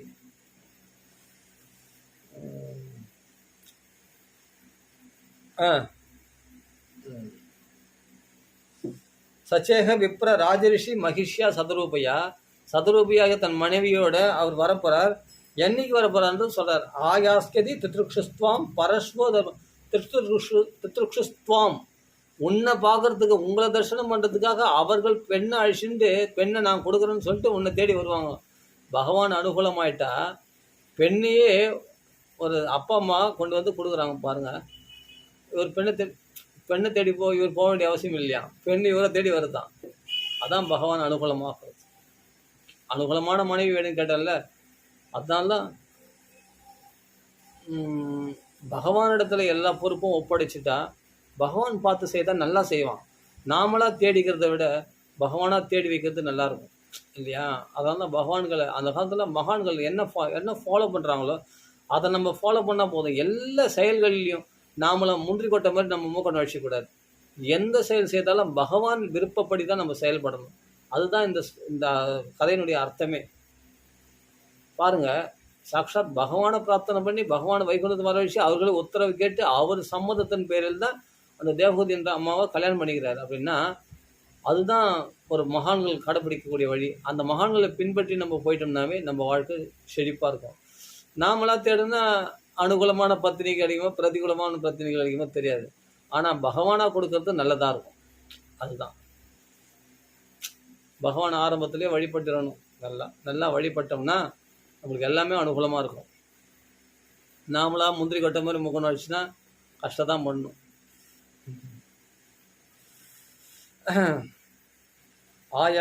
ஆயாஸ்கதி தித்ருக்ஷுஸ்துவாம் பரஸ்வோ தர்ம கோவிதா.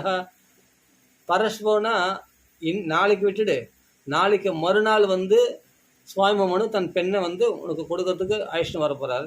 தன் மனைவியோடு வரப்போகிறார். தர்ம கோவிதா. தர்ம கோவிதன்னா நிறைய பேர் சொல்கிறாங்க பிராமணர்கள் தான் தர்மம் எழுதி வச்சுருக்காங்க, வர்ணாசிரம தர்மங்கள்லாம் பிராமணர்கள் தான் எழுதி வச்சாங்க அப்படின்னு சில பேர் சொல்லுவாங்க. கிடையாது. சுவாமிமனு வந்து சத்திரியன். அவர் தர்ம கோவித அப்படின்ற பதம் போட்டிருக்கு. என்னென்னா அவர் வந்து ரிஷிகளால் தூண்டப்பட்டு, பிராமணர்கள் ரிஷிகளால் தூண்டப்பட்டு மனு சம்ஹிதை எழுதியிருக்கார். அதுதான் நம்ம சட்ட நூல்கள் சொல்கிறோம் இல்லையா?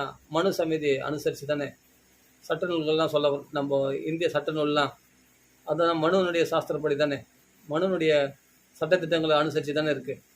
அதனால் வந்து அந்த மனு சம்ஹிதை எழுதினவர் யாருன்னா சுவாமிமனு தான்.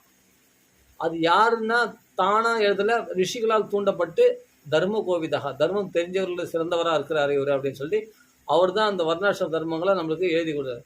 மனுனுடைய சாஸ்திரமானது மருந்து போல தான் இருக்கும். ஹிதத்தை கொடுக்கக்கூடியது, பிரியத்தை கொடுக்கக்கூடியதாக இருக்காது. மருந்து கசக்கும், விருந்து இனிக்குன்னு சொல்லுவாங்க. விருந்து வந்து பிரியமானது, மருந்துவானது ஹிதமானது. ஹிதம்ன்றதுனால நமக்கு நன்மை பயப்பது, பிரியம்ன்றது என்னன்னா சுவை தான். பிரேயஸு ஸ்ரேயஸு, இது மோட்சத்துக்கு வழிவகுக்கக்கூடியது, தர்மங்களை சொல்லக்கூடியது. அப்படிப்பட்ட தர்ம கோவிதா, தர்மம் அறிந்தவர்கள் சிறந்தவராகிய சுவாமிமனு ரிஷிகளால் சொல்லப்பட்டு பிராமணனுக்குரிய தர்மங்களாகிய பிராமண தர்மம், சத்திரிய தர்மம், வைஷ்ணவ தர்மங்களை இவர் தான் எழுதினார். அதனால் மனு சொல்கிற வாக்கு தான் வேத வாக்கு, மருந்து. அதனால தான் இந்த ஒரு பதம் போட்டிருக்க தர்ம கோவிதான்னு அதுக்காக விளக்க சொல்ல வந்தேன். அதான் விஷயம். ஆத்மஜாம் அசிதா பாங்கிம் வயசீல குணான்விதாம் மிருகயந்திம் பதிம் தாஸ்யதி அனுரூபாய தே பிரபுஹோ. ஆத்மஜான் தன்னுடைய பெண்ணை வந்து அழைச்சிட்டு வர்றார். குணசீல, நல்ல வயசு, நல்ல நடத்தை, நல்ல குணம், இந்த மூன்றும் பொருந்திய ஒரு நல்ல மாப்பிள்ளை வேணும்னு சொல்லிட்டு அவர்கள் தேடிக்கொண்டிருந்தார்கள். அது நாரதர் மூலமாக கேள்விப்பட்டு கர்த்தவ பிரஜாபதி தான் உன் பெண்ணுக்கு தகுந்த வரன் பகவானாலே அப்படிதான் தீர்மானிக்கப்பட்டிருக்கிறது அப்படின்னு நாரதர் சொன்னதுனால அவர்கள் அந்த கர்தம பிரஜாபதியை தேடி வரப்போகிறாங்க அப்படின்றது பகவான் சொல்கிறார். அதனால் இன்னைக்கு ஒரு நாள் விட்டுட்டு நாளைக்கு ஒரு நாள் விட்டுட்டு நாளைக்கு மறுநாள் அவர்கள் வரப்போகிறாங்க உங்களை தேடி. அந்த பெண்ணை வச்சுட்டு நீ சந்தோஷமாக குடும்பம் நடத்து அப்படின்னு பகவான் சொல்லிட்டு கிளம்புறார்.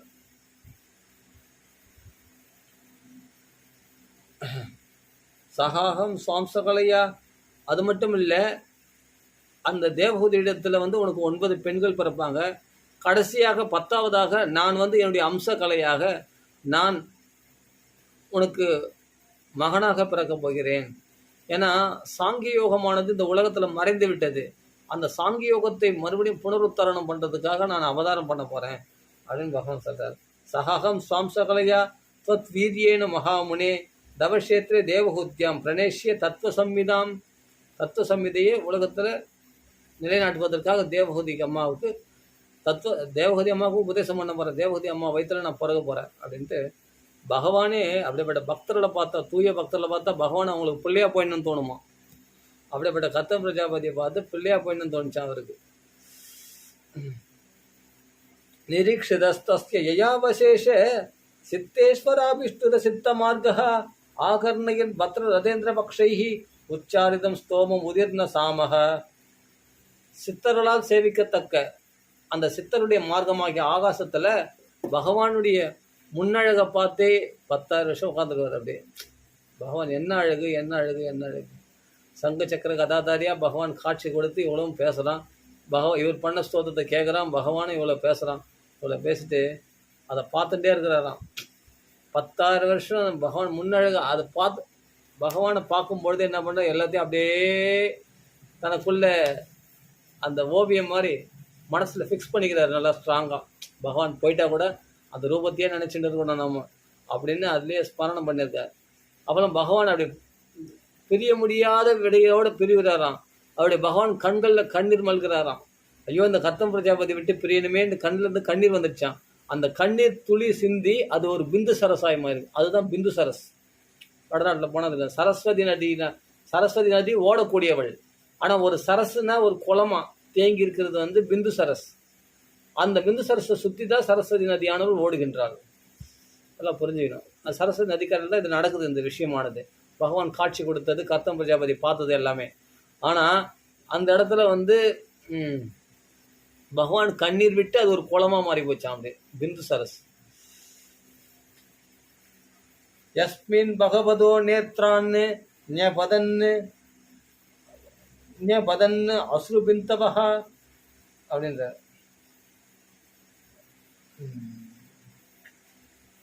தத்வை பிந்துசரோ நாம சரஸ்வத்திய பரிப்ளுதம். அந்த நாம் தத்வை பிந்துசரோ நாம பிந்து சரஸ்ன்னு சொல்லக்கூடிய பேர் உடையதாக சரஸ்வதி நதியானது பரிப்ளுதம் சுற்றி ஓடுகின்றாள் அவள். புண்ணியம் சிவாமிருத ஜலம் மகர்ஷி கணசேவிதம். மகர்ஷி கணங்கள்லாம் சேவிக்கக்கூடிய புண்ணிய சிவாமிருதம் மங்களகரமான அந்த ஜலத்தை மகர்ஷிகள்லாம் போய் சேவிக்கிறாங்களாம். பகவானுடைய கண்ணீர் அல்லவா அப்படின்னு அந்த பிந்து சரச. இப்படிப்பட்ட நிரீக்ஷிதஸ்தஸ்ய யயாவசேஷ அந்த சித்த மார்க்கத்தில் பகவான் என்ன பண்ணுறான், அந்த திரும்பி போகும்போது பின்னழகை பார்த்தே இன்னொரு 10,000 வருஷம் உட்காந்துட்டு வரான். அவ்வளோ அழகாக இருக்கான் அவருடைய முதுகு, அந்த வெள்ளை பீதாம்பரம், அந்த முதுகுனுடைய அழகு, அந்த அதனுடைய ரெக்கையானது அடிக்கும்போது அதுலேருந்து சாமகானங்கள் வெளிப்படுதான். அந்த சாமகானத்தை கேட்டுட்டே சந்தோமயேன கருடேன, அது வேதமயமான கருடன் அல்லவா, அதனால் அது ரெக்கை அடிக்கும்போது அதனுடைய சாமகானங்கள் வெளிப்படுது இல்லையா. அந்த சாமகானத்தை கேட்டுட்டே பகவான் வைகுண்டத்துக்கு போகிறானா. பிரியா விடை பெற்று பகவான் போகிறானா. அந்த பின்னழகை பார்த்துட்டே இன்னொரு அந்த மஞ்சள் பட்டாடை பின்னாடி அந்த முதுகு அந்த அழகெல்லாம் பார்த்துட்டு அந்த சுல்சான கேசங்கள் அதெல்லாம் பார்த்துட்டே அப்படியே இன்னொரு 10,000 வருஷம் உட்காந்துட்டு வரான். அப்படி ஆனந்தமாக பார்த்துட்டு இருக்காராம். ராம்சுகு நல்ல உயரமாக இருப்பாராம் கர்தம பிரஜாபதி.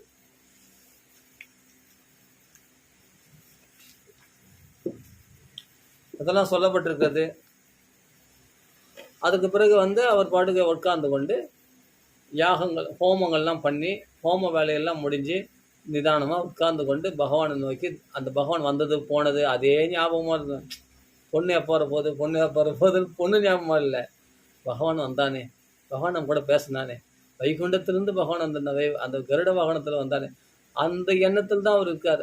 பகவானை நம்மளை விட்டு பிரிஞ்சுட்டானே, பகவான் எனக்கு பிள்ளையா பிறக்க போகிறானாமே, ஆஹா என்ன பாக்கியம் என்ன பாக்கியம்னா அந்த எண்ணத்தில் இருக்கிறத தவிர பொண்ணு நாளைக்கு வரப்போதே, நாளைக்கு வர்றது பொண்ணு ஞாபகமா இல்லை. பாருங்க, சொல்லியிருக்கு பாருங்க. பிரவிஷ்ய தத்தீர்த்த வரமாதிராஜ சகாத்மஜா ததர்ஷமுனி ஆசீனம் தஸ்மின் ஹுதாசனம். அவருடைய அக்னி காரியங்கள் ஹோம வேலைகள் எல்லாம் முடிஞ்சு அந்த ஹோமங்கள்லாம் பண்ணி முடிச்சுட்டு உட்கார்ந்து கொண்டு இருக்கும்போது ஆதிராஜனாகிய மனு பிரஜாபதி அந்த ஆசிரமத்துக்குள்ளே வர்றாங்க. பிரவிஷ்ய தத்தீர்த்தவரம் ஆதிராஜ சகாத்மஜ ததர்ஷ முனிம் ஆசீனம். தன் ஆசனத்தில் உட்கார்ந்து கொண்டு பகவானை தியானம் பண்ணுறார் இல்லையா, அவரை பார்த்து தர்சனம் பண்ணுறார். அவர் மெல்ல வந்து அந்த ரதத்தை நிறுத்திட்டு சதுரூபையோடு இறங்கி வரார். யார்? மனு பிரஜாபதி வரார். வித்யோதமான பபுஷா தவசுக்ர யுஜாச்சிரம். அவருடைய தபசுனால, உக்கிரமான தபசுனால உடம்பானது தேஜஸ் பிரகாசிக்குதான். அப்படி ஒரு தேஜஸ்வியா பரம பாகவதர் அல்லவா. உக்கிரமான தபசுனால தேஜஸ் பிரகாசிக்குது. அது பகவானை தரிசனம் பண்ணதுனால இன்னும் அழகாக இருக்கிறார் பார்க்கறதுக்கு. அவர் வயசில் பெரியவர் தான், ரொம்ப பெரியவர் தான். மனு பிரஜாபதிக்கு சமமான வயசு தான் அவருக்கு. ஏன்னா மனு பிரஜாபதியும் வந்து சிருஷ்டிக்கும் பொழுது தான் கௌதம பிரஜாபதியும் சிருஷ்டித்தார். ஒரே சமமான வயசு தான், ஆனால் வயசில் ரொம்ப பெரியவர் தான். ஆனால் பெண்ணான தேவகுதிய சின்ன பெண் தான். ஆனாலும் வந்து அவர்கள் எப்பவுமே இளமையாக இருப்பாங்க. வித்யோதமான வபுஷா, வித்தையினாலான உடல் கொண்ட தவசுக்ரஜாச்சரம் நாதிக்ஷாம பகவதா ஸ்திக்த அபாங்க அவலோகனாத்து. 16 வருஷம் தவம் பண்ணியிருந்தா உடம்பு இழைச்சி போயிருக்கணும், கிறிஸ்தமாக போயிருக்கணும், ரொம்ப இழைச்சி போயிருக்கணும் அது உடம்பு. ஆனால் இழைக்கலையா, அந்த அளவுக்கு இழைக்கலையாம். ஏன்னா பகவானுடைய கடாட்சம் பட்டதுனாலையும், பகவானுடைய பேச்சுவார்த்தை, பகவானுடைய சம்பாஷணம் பண்ணுறதுனாலையும், அதனால அந்த சந்தோஷத்தில் நல்லா புஷ்டியாக இருக்கிறாராம். ஸ்னிக்த அபாங்க அவலோகனாத்து அதிக்ஷாமம். அந்த அளவுக்கு இழைச்சி போல பகவதா ஸ்னிக்த அபாங்க அவலோகனாத்து.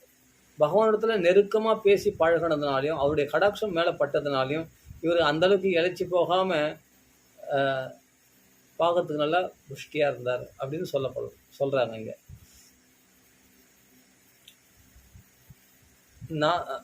தத் வியாஹிருத அமிர்த கலா பீயூஷ ஸ்ரவணேனச்ச. அமிர்த கலா பீயூஷ, என்னென்ன வார்த்தை அழகாக போட்டுக்கார் பாருங்க. அந்த பீயூஷம், அந்த பாயசத்தை பருகினதுனால இவர் வந்து நல்லா இழைச்சி போகாமல் எப்படின்னா சந்தோஷமாக எப்படியும் ஒரு அந்த பகவானை தியானம் பண்ணிகிட்டே அந்த ஸ்ரவணேன பகவானை என்னென்னலாம் பேசினா என்ன அப்போ பாருங்கள் எந்த ஞாபகத்தில் இருக்கார் பாருங்கள். பகவானுக்கு என்னென்னலாம் பேசினா அதெல்லாம் ஸ்ரவணம் பண்ணதெல்லாம் ஞாபகம் வச்சுட்டு என்னென்னலாம் பகவான் பேசியிருக்காங்க அப்படின்னு அந்த ஞாபகத்தில் தான் அவர் உட்காந்துருக்காரு. அந்த ஞாபகத்தில் உட்காந்தனால பகவானை மாதிரியே சிரிக்கிறாராம், பகவானை மாதிரியே பார்க்குறாராம், பகவானை மாதிரியே அமர்ந்து கொண்டு இருக்கிறார், உட்கார்ந்து கொண்டு இருக்கிறாராம் பாடுங்க. அவர் பார்த்தா பகவானை பார்க்குற மாதிரியே இருக்கு. பகவான் வந்தது போனது அதே ஞாபகமாக இருக்குந்தா அப்போ எப்படி இருக்கும்னா பகவானை போலவே இருக்கிறார். அதனால் அவர் இழைச்சி போன மாதிரி தெரியல, தபஸில் நல்லா புஷ்டியாகவே இருக்கிறாராம் அவர். யார்? கௌதம பிரஜாபதி. தத் வியாஹிருத அமிர்த கலா பீயூஷ ஸ்ரவணேனச்ச ராம்சும் பத்மபலா சாட்சம் ஜடிலம் சீர். பகவானை தரிசனம் பண்ணி அந்த தாமரைதல் போன்ற கண்களுடைய கிருஷ்ணனை தியானம் பண்ணி இவர் கண்களே தாமரைதழ்கள் போல ஆயிடுச்சான். கிருஷ்ணனை தியானம் பண்ணுறோம், கிருஷ்ணன் மாதிரியே இருப்பாங்க. கிருஷ்ணனை போலவே அந்த அழகுடையதாக அந்த கண்கள்லாம் பார்த்தா தாமரைதழ்கள் போலவே இவர் கண்ணானது பிரகாசிக்கிறது தான். பிராம்சுன்ற நல்லா உயர இருப்பாராம், நல்லா ஒசருக்கு இருப்பாராம். பத்மபலா சாட்சம் ஜடிலம் சீரவாசம், ஜடை தரித்து கொண்டு இருப்பார். அந்த ஜடை வந்து செம்பட்ட மயிர் படிஞ்சு போய் ஜடை தரித்து கொண்டு சீரவாசம் மர உரியை ஒடித்து கொண்டு இருக்கிறார். யாரு? கௌதம பிரஜாபதி. ரிஷி இல்லையா, நல்ல பட்டாடையெல்லாம் உடுத்தின்னு இருக்க மாட்டார். சாதாரண ஒரு மர உரி உடுத்தின்னு ஜடையங்கடிமா தான் ஒரு ரிஷியாக தான் இருப்பார். ஆனால் அவர் வந்து கண்கள் மட்டும் பார்த்து தாமரைதர்கள் போல் அழகாக இருக்குமா. ஆனால் மகா தேஜஸ்வியாக இருப்பாராம். அதே சொல்ல உயரக்க இருப்பாராம், ரொம்ப ஒல்லியாக இருக்க மாட்டாராம், நல்லா குண்டாக இருப்பாராம். பகவானுடைய வார்த்தைகள்லாம் கேட்டதுனால பகவத் தியானத்திலே இருக்கக்கூடிய பரம பாகவதராம் அவர். இத்தனை குணங்கள் கொண்டவர் அவர். அப்படிப்பட்ட நல்ல வயசுலேயும் இருப்பவர். ஆனால் வயசில் ரொம்ப பெரியவர். ஆனால் இளமையாக இருப்பார் பார்க்கறது. யார்? கர்த்தம் பிரஜாபதி. வயசீல குணான்விதம் உபசம்ஸ்கிருத்திய மலினம் யதார்த்தம் அசம்ஸ்கிருதம். பட்டத்திட்டாத வைரம் போல பிரகாசிப்பவர் அவர். அழுக்கடைந்த உடல், ஆனால் அவருடைய ஆத்ம தேஜஸானது அப்படி பிரகாசிக்குமா, பட்டத்திட்டாத வைரம் போல பிரகாசிப்பவர் தான். யதார்த்தம் அசம்ஸ்கிருதம் அப்படின்னு. இப்படி இருக்கும்போது வந்து அவர் நமஸ்காரம் பண்ணுறார். சுவாயம்பு மனு, ஏன்னா பரம பாகவதர் அல்லவா, ஒருத்தர் விழுந்து நமஸ்காரம் பண்ணுவோம். அப்போ ஒருத்தர் நமஸ்காரம் பண்ணு. அவரும் சத்திரியன், ஒரு பிராமணர் கர்த்தம் பிரஜாபதி. சுவாமி மனுவானவர் சத்திரியர். அதனால் நமஸ்காரம் பண்ணுறார். அவர் பரம பாகவதர் என்பதனால.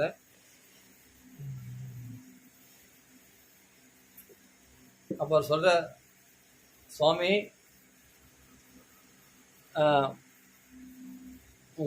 அவர் பார்த்த உடனே சுவாமி மனுவை வந்து கர்த்த பிரஜாபதி புகழறார். நீங்கள் வந்து பகவானுடைய அம்சம் பொருந்தியவர்கள். நீங்களாக இருக்கிறதுனால தான் தர்மம் காப்பாற்றப்படுகிறது.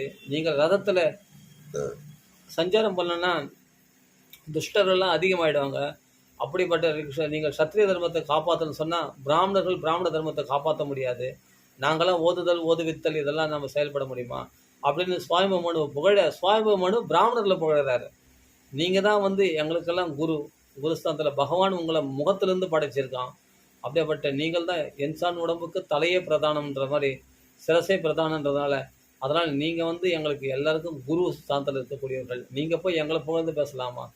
நீங்கள் தான் தர்மத்தை காப்பாற்றுகிறீர்கள். நீங்களாம் வந்து பகவானே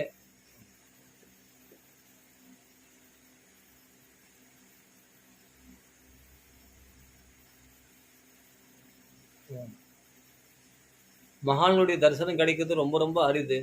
அப்படிப்பட்ட உங்கள் தரிசனம் கிடைக்குதுன்னு நான் என்ன பாக்கியம் பண்ணியிருக்கேன் அப்படின்னு சொல்ல. நீங்கள் எப்படின்னா பகவான் என்னிடத்துலேயும் சொல்லியிருக்கானே, அவர் தான் சிறந்த வரன் அப்படின்னு நாரதர் மூலமாக சொல்லியிருக்கேன். அதே சமயத்தில் உங்களுக்கு சொல்லும்போது எனக்கும் சொல்லியிருக்கானே பகவான், நாளைக்கு மறுநாள் வருவான்னு. அதே மாதிரி நீங்கள் வந்திருக்கீங்களே. அப்போ எல்லாம் பகவானுடைய ஏற்பாடு. பகவான் அவர்களையும் தூண்டி விட்டுருக்கிறான், கர்த்தம் பிரஜாபதியும் தூண்டி விட்டுருக்கான். தூண்டி விட்ட பிறகு சரியான பொருத்தமாக இருந்தது. அப்போ பிரியவிரத உத்தான பதோ ஸ்வசேயம் துகிதா மம அன்பிச்சதி பதிம் யுக்தம் பயசீல குணாதிபிகி. சாமி, என்னுடைய பெண்ணாகிய இந்த தேவகுதியானவள் உத்தான பதம் பிரியவதனுடைய தங்கை. அதே சமயத்தில் நல்ல சிறந்த வயதுடையவள், நல்ல நடத்தையுடைய. நான் நல்லா சொல்லி கொடுத்து வளர்த்துக்கிறேன் என் பொண்ணை. நல்ல நடத்தையுடையவளாக வளர்த்துக்கிறேன். அப்படிப்பட்ட நல்ல குணமுடையவளாக இருப்பாள். உங்களுக்கு அனுசரித்து வாழ்க்கை நடத்துவாள் அப்படின்னு சொல்கிறார். யார்? உங்களுக்கு கொடுக்கறதுக்காக என் பெண்ணை கொண்டு வந்திருக்கேன் அப்படின்னு சுவாமி மனு சொல்கிறார். யதாது பவதர்ஷீல சுத ரூப வயோகுணான்னு அஸ்ருணோ நாரதா தேச துவயாசித் கிருத நிச்சயா. நாரதர் வாக்குலேருந்து உங்களுடைய குணங்கள் சீலம் உன்னுடைய நடத்தைகளாக கேட்டு உங்களை நாங்கள் வரனாக நிச்சயம் பண்ணியிருக்கோம். நீங்கள் என்ன சொல்கிறீங்க?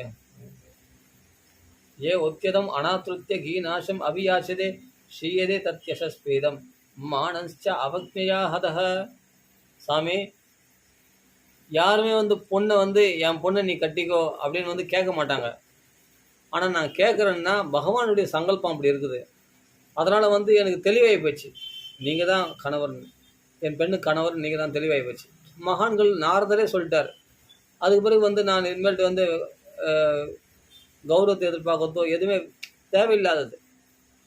எதுக்கு இந்த சம்பிரதாயம்லாம்னா, என்ன தீர்மானம் தெரியாமல் நம்ம எப்படி பண்ணுறது? ஆனால் தீர்மானம் தெரிஞ்சிட்ட பிறகுன்னா ஃப்ரீயாக பழகலாமே அப்படின்னும் போது தான், அதனால தான் என் பெண்ணை நான் உங்களுக்கு கொண்டு வந்திருக்கேன். ஆனால் ஒரு விஷயம் சொல்கிறேன், என்னன்னு கேட்டால், யார் வந்து பிரயத்தனம் இல்லாமல் ஒரு விஷயமான ஒரு பெண்ணானது தேடி வரான்னு சொன்னால், அந்த ஒரு பொருளானது நம்மளுக்கு தேடி வருது, நல்ல கிடைக்காத பொருள், சரி அப்படி விலையுயர்ந்த பொருள் நம்மளுக்கு கிடைக்குது அப்படின்னா நம்ம அதை உதாசீனப்படுத்திட்டு பிறகு ஒருத்தர் தேடி எடுத்து வந்து கொடுக்கும் போது உதாசீனப்படுத்திட்டு அதுக்கப்புறமா போய் ஐயோ நம்ம மிஸ் பண்ணிட்டோமேன்னு சொல்லிட்டு மறுபடியும் போய் நம்ம யாசிச்சோம்னா அது அவமானத்தை கொடுக்கும். ஒழுங்காக தேடி வரும்போதே நீ ஏற்றுக்கொண்டு இருக்கலாம்ல அந்த பொருளை. தேடி வரும்போது உதாசீனப்படுத்திட்டு அவலமா வந்து போய் பிச்சை எடுக்கிற மாதிரி போய் கேட்டோம்னா அப்போ தான் அவன் அது யாருக்கு அவமானம்? அவன் கொடுக்க மாட்டேன்னு சொன்னால் யாருக்கு அவமானம்? உனக்கு தான் அவமானம். அதனால் தேடி வரும்போதே அதை பயன்படுத்திக்கணும். அதுதான் இங்கே சொல்கிறார். ஏ உத்தியதம் அனாத்ருத்திய கீநாசம் அபியாச்சதே ஷீயதே தத் யசஸ்பீதம் மானஸ்ச அவக்னியாதக. அவனுடைய மானமானது போய்விடும், அவனுடைய புகழானது கெட்டு போய்விடும். என்னடா இப்படி யாசிக்கிறான் வந்து, நல்லா தேடி வரும்போது உதாசீனப்படுத்திட்டானே அனாத்ருத்திய, இப்போ வந்து யாசிக்கிறானே அப்படின்னு அவனுடைய புகழ் கெடும் இல்லையா? அதனால் என் பெண்ணை உங்களுக்கு தேடி, அதனால் அப்படியேப்பட்ட அவமதிப்பு யாருக்குமே ஏற்படக்கூடாது. அதனால் உங்களுக்கு நான் அதுவும் உங்களுக்கு வந்து அந்த கல்யாணம் பண்ணிக்கிற ஆசை உங்களுக்கு இருக்குதுன்னு நான் கேள்விப்பட்டதால் தான் உங்களுக்கு என் பொண்ணை கொண்டு வந்து கொடுக்குறேன் அப்படின்னு மனு பிரஜாபதி சொல்கிறார். அகம் துவா அஸ்ருணவம் வித்வன்னு விவாகார்த்தம் சமுத்தியதம்.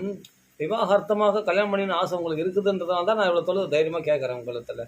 இல்லை மகான்களிடத்தில் போய் என் பெண்ணை கல்யாணம் பண்ணிக்கிறான்னு கேட்கலாமா அப்படின்னு மகான்கள் வந்து இந்த ஆசைகள்லாம் விட்டவர்களிடத்தில் போய் மகான்களிடத்தில் போய் நம்ம என் பொண்ணு கல்யாணம் பண்ணி கேட்டால் அது அவமதிக்கிற மாதிரி ஆகிடும். அதனால் வந்து நீங்கள் அந்த ஆசை இருக்குது, அந்த விவாகம் பண்ணிக்கிறதுக்கு நீங்கள் விருப்பம் இருக்குதுன்னு தெரிஞ்சதுனால தான் உங்களை கேட்குறேன் அப்படின்னு சொல்கிறார். அகம் துவா அஸ்ருணவம் வித்வன்னு விவாகார்த்தம் சமுத்தியதம் அதஸ்தம் உபகுருவானக பிரத்தா பிரதிகிருஷானமே அப்படின்னு இதெல்லாம் சொல்கிற உடனே ரிஷி சொல்கிறார், இல்லை சாமி நீங்கள் வந்து இவ்வளோ தொழில் பீடிக்க போட வேண்டிய அவசியம் இல்லை. பாடம் நிச்சயமா ஆமாம் உண்மைதான், நான் கல்யாணம் பண்ணிக்க ஆசைப்படுறவன் தான் அப்படின்னு சொல்கிறார் அவர். பாடம் உத்வோடு காம அகம் அப்ரத்தாச்ச தவாத்மஜா ஆவையோர் அனுரூபோ அசோ ஆத்யோ வைவாகிகோ விதிகி. அதனால் முதல் இதுதான் திருமண ஏற்பாடு. முதல் கர்த்த பிரஜாபதிக்கும் தேவகூதிக்கு தான் சிருஷ்டி ஆரம்பத்தில் முதல் இப்போ தான் ஒரு தம்பதிகளுக்குள்ள கல்யாணம்னு ஒரு சடங்கு நடக்குது. இதுதான் முதல் விதி. ஆத்யோ வைவாகிகோ விதிகி, விவாக விதி பிரகாரம் விவாகமானது அப்போ தான் நடைபெறுது. எங்கள் காட்டிலே கல்யாணம் பண்ணுறாங்க, பெரிய பந்தல் போட்டு தாட் போட்டு எல்லாம் தம்பட்டை அடிச்சுலாம் பண்ணல. 33 கோடி தேவர்கள் சாட்சியாக, அங்கே ரிஷிகள் சாட்சியாக போதும். இதெல்லாம் வந்து தெய்வீகமான கல்யாணங்கள், இதெல்லாம் வந்து தெய்வ சம்பந்தமாக தான் நம்ம நடக்கணுமே. இது வழிய நிறைய ஆடம்பரங்கள்லாம் தேவையில்லாதது. சாஸ்திரம் சம்மதமாக தான் நம்ம திருமணம் ஏற்பாடு பண்ணமே தவிர நாம் வந்து ஆடம்பரத்துக்காகவும் ரொம்ப நிறைய பாருங்கள், எல்லாமே ஆடம்பரமாகி போச்சு இந்த காலத்தில். எல்லாமே எல்லா சடங்குகளும் ஆடம்பரம் தான். ஆடம்பரத்தை போய் உத்தேசித்தாங்க. சிம்பிளாக செய்யணும். எது செய்தாலும் தேவர்கள் சாட்சியாக வச்சு தான் நம்ம செய்ய போகிறோம் எல்லாமே. அப்படின்னும்போது சிம்பிளாக செய்து அப்படிப்பட்ட மனு பிரஜாபதிக்கு தான் செல்வம் இல்லையா? அவர் 4 பேர் நிறைய ஜனங்களை கூப்பிட்டு வந்துருக்கலாமே. ரதமாக நிறைய ரதத்தில் நிறைய ஜனங்கள் கூப்பிட்டு வந்துடும், யானைப்பட குதிரைப்படை எல்லாம் வர வச்சு எல்லாம் பண்ணிடலாம். இல்லை தாட் போட்டு கல்யாணம் பண்ணிடலாம் அப்படிலாம் இல்லை. சிம்பிளாக கூட கல்யாணம் பண்ணலாம். சிம்பிளாக ஆதியில் முதல் கல்யாணம் பண்ணி சிம்பிளாக தான் கல்யாணம் பண்ணி கர்த்த பிரஜாபதிக்கு தன் பெண்ணை கொடுக்குறாரு. அங்கே ரிஷிகளை வச்சே சாட்சியை, தேவர்களை சாட்சியாக வச்சு பெண்ணை கொடுக்க போகிறார். அதான் முதல் விவாக விதிப்படி விவாகமானது முதல்ல கர்த்த பிரஜாபதிக்கு தேவகூதிக்கு தான் பிரளயம் தொடங்கி சிருஷ்டி தொடங்கும் போது கல்யாணம் நடந்தது. இதை நம்ம தெரிஞ்சுக்கணும். பாடம் உத்வோடு காமோ அகமப்ரத்தாச்ச தவாத்மஜா. பாடம் முத்வோடு காமோ அகமப்ரத்தா ச தவாத்மஜா ஆவையோர் அனுரூபோ அசௌ ஆத்யோ வைவாகிகோ விதிஹி.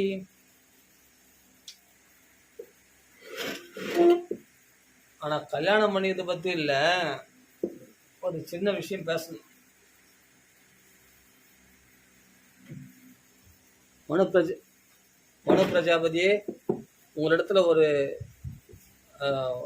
பர்சனலாக ஒரு விஷயம் பேசணும்.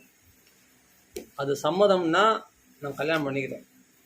முதல் விதி பிரகாரம் கல்யாணம் பண்ணிக்கிறேன், எல்லாம் கரெக்ட் தான். என்னுடைய ஒரு கண்டிஷன் சொல்லிடுறேன். என்னப்பா கல்யாணம் பண்ணாவே மாப்பிள்ளை ஒரு கண்டிஷன் விதிக்கிறேன், சரி என்ன சொல்லு. அதை நான் ஸ்லோகமாக சொல்லிடுறேன் அப்படின்னு ஸ்லோகமாக சொல்கிறேன். அதோ பஜிஷ்யே சமயேன சாத்விம் யாவத்தேஜ பிப்ரயாத் ஆத்மனோ மே அதோ தர்மான்னு பாரமஹம்ச முக்கியான்னு சுக்ல புரோக்தான பகமன்ய அபிஹிம்சான்னு. புரியுதா? மறுபடியும் படிக்கிறேன். அதோபசிஷ்யே சமயேன சாத்தியம் யாவத் தேஜோ விப்ரியாத் ஆத்மனோ மே அதோ தர்மான் பார்மஹம்சியம் முக்கியான்னு சுக்ல புரோக்தான் பகுமன்ய அபிஹிம்சான்னு. எதுவரைக்கும் என் மூலமாக அவர்கள் குழந்தை உண்டாகுதோ அது வரைக்கும் அவளோட குடும்பம் நடத்துவேன். அதற்கு பிறகு நான் சந்நியாச தர்மத்தை பரமஹம்ச தர்மம்னா சந்நியாச தர்மத்தை நான் மேற்கொள்ள போகிறேன். எந்த ஜீவராசிகளுக்கும் ஹிம்சிக்காத சந்நியாச தர்மத்தை, சாத்விகமான தர்மம், அஹிம்சா தர்மத்தை நான் கடைபிடிக்கப் போகிறேன். இதுக்கு சம்மதம்னா உன் பொண்ணை கல்யாணம் பண்ணி கொடு. அப்ப பாரு என்ன சொன்னாரு, ஏன் மாயையா ஹதமேதசஸ்தத்து பாதார விந்து பவசிந்து போதம். அப்ப மாயால மயங்கினவர் அவரு. லோகாம்ச லோகானு கதாம் பசுச்ச ஹித்வா சிதாஸ்தே சரணாத பத்திரம்னு சொன்னாரு. அவ லோகத்தை அனுசரிச்சவர் அவரு. காம லவாய தேசம் சொன்னாரு. லவாய தேசம், காம லவாய தேசம், அல்பமான காமின்பத்தை விரும்பக்கூடியவர் அவரு. என்ன சொல்றாரு பாருங்க. அப்போ இவர் இந்த ஆசைகள் எல்லாம் சொன்னாருன்னா தன்னை தாழ்த்தின்னு சொன்னாரே தவிர அவருக்கு இந்த ஆசைகள்லாம் கிடையாது. என்னன்னா அவள் கர்ப்பாதானம் பண்ணுற வரைக்கும் நான் அவளுக்கு குழந்தை உண்டாகிற வரைக்கும் நான் அவளோட வாசம் பண்ணுவேன். அதுக்கப்புறம் நான் சன்னியாச தர்மத்தை மேற்கொண்டுவேன். ஏன்னா பிரஜைகளை சிருஷ்டி பண்ணுறதுக்காக தான் பிரம்மதேவர் கட்டளை. அதெல்லாம் பிரஜைகள் அவள் வயிற்றில் உண்டான பிறகு அதன் மூலமாக பிரஜைகள் உலகத்தில் விருத்தி அடைவார்கள். அவ்வளோதான். அத்தனை நான் கிளம்பிடுவேன் சன்னியாச தர்மத்துக்கு அப்படின்னு சொல்கிறார். அப்படி சொன்னால் யாராவது பொண்ணை கல்யாணம் பண்ணி கொடுப்பாங்களா? எந்த அப்பாவாவது பொண்ணை கல்யாணம் பண்ணி கர்ப்பமாக்கி விட்டு போயிட்டான்னு சொன்னால் ஒரு பையன் ஒரு மாப்பிள்ளை வந்து தான் மருமகன் வந்து கர்ப்பமாக்கி விட்டு தன் பெண்ணை கல்யாணம் பண்ணி கொடுத்து கர்ப்பமாக்கி விட்டு போயிடுவான் அப்படின்னா எந்த பெண்ணாவது இவர் அப்பா கல்யாணம் பண்ணி கொடுப்பாரா? பாருங்க, இப்படிலாம் அந்த காலத்தில் கண்டிஷன் பண்ணிடுங்க. அப்போ தான் முதல்ல சொல்லிட்டார், நல்ல காலம் கல்யாணம் பண்ணி அப்புறமா டக்குன்னு எனக்கு வாழ்க்கை பிடிக்கல அப்படின்ட்டு விட்டு போகாமல் நல்ல காலம் முதல்ல சொல்லிட்டார். அந்த கண்டிஷன் எடுத்துட்டார். ஆனால் அவர்கள் அதுக்கு பைபிள் இல்லை. அப்போ கொஞ்ச நேரம் நான் கலந்து ஆலோசனை பண்ணி சொல்லிடுறேன் அப்படின்னு சொல்லி சுவாமிபூமனு என்ன பண்ணுறார், சதுரூபை தன்னுடைய மனைவி இடத்துலையும் தன் பெண்ணான தேவகுதி இடத்துல, அம்மா நீ என்னம்மா சொல்கிற, இது மாதிரி சொல்கிறாரு, நீ என்ன சொல்கிறீங்க? அவள் கண்ணை கசைக்கின்று அழறாளாம். நான் வாழ்ந்தா ஒரு பாகவதரோட ஒரு நாள் வாழ்ந்தா கூட போதுமா? இப்படிப்பட்ட ஒரு பரம பாகவத பக்தி இல்லாத ஒரு யாரோ ஒரு பௌதிகவாதியோட நான் வாழ்ந்த காட்டிலும் இப்படிப்பட்ட பரம பாகவதர் மகாத்மாவுக்கு வாக்குப்படுறதுக்கு நான் கொடுத்து வச்சுருக்கணும்பா. நாரதர் சொல்லியிருக்காருப்பா இவரை பற்றி, அப்படிப்பட்ட பாகவதர்னு சொல்லியிருக்காருப்பா. அப்படிப்பட்ட பாகவதருக்கு வாழ்க்கப்படுற பாக்கியம் எனக்கு கிடைச்சிருக்கும் போது நான் அதை மிஸ் பண்ண விரும்பலப்பா. ஒரு நாள் வாழ்ந்தாலும் அவரோட வாழணும் அப்படின்னு அவன் கண்ணை கசைக்க நின்ன உடனே பார்த்தார். சரி, தன் பெண்ணுக்கு சம்மதம். ஆனால் அதை பார்த்து கர்த்தம பிரஜாபதி சிரிக்கிறாராம். தேவகூதியை பார்த்து சிரிக்கிறாரு. சபாஷ், சரியான முடிவு எடுத்துட்டீங்க. சோ அனுஜ்ஞாத்வா வியவசிதம் மகிஷ்யா துஹிதுஸ்புடம்.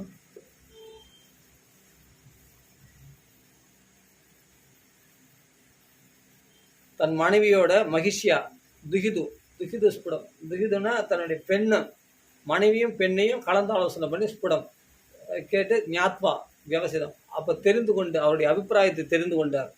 யாரு? சுவாமிபூமனு. ஸோ அனுஜ்ஞாத்வா வியவசிதம் மகிஷ்யா துஹிது ஸ்புடம் தஸ்மை குணகணாத்தியாய ததோ துல்யம் பிரஹர்ஷிதா. அது மட்டும் இல்லாமல் நல்ல குணங்கள் கொண்டவராக சொல்லியிருக்காரு நாரதர்.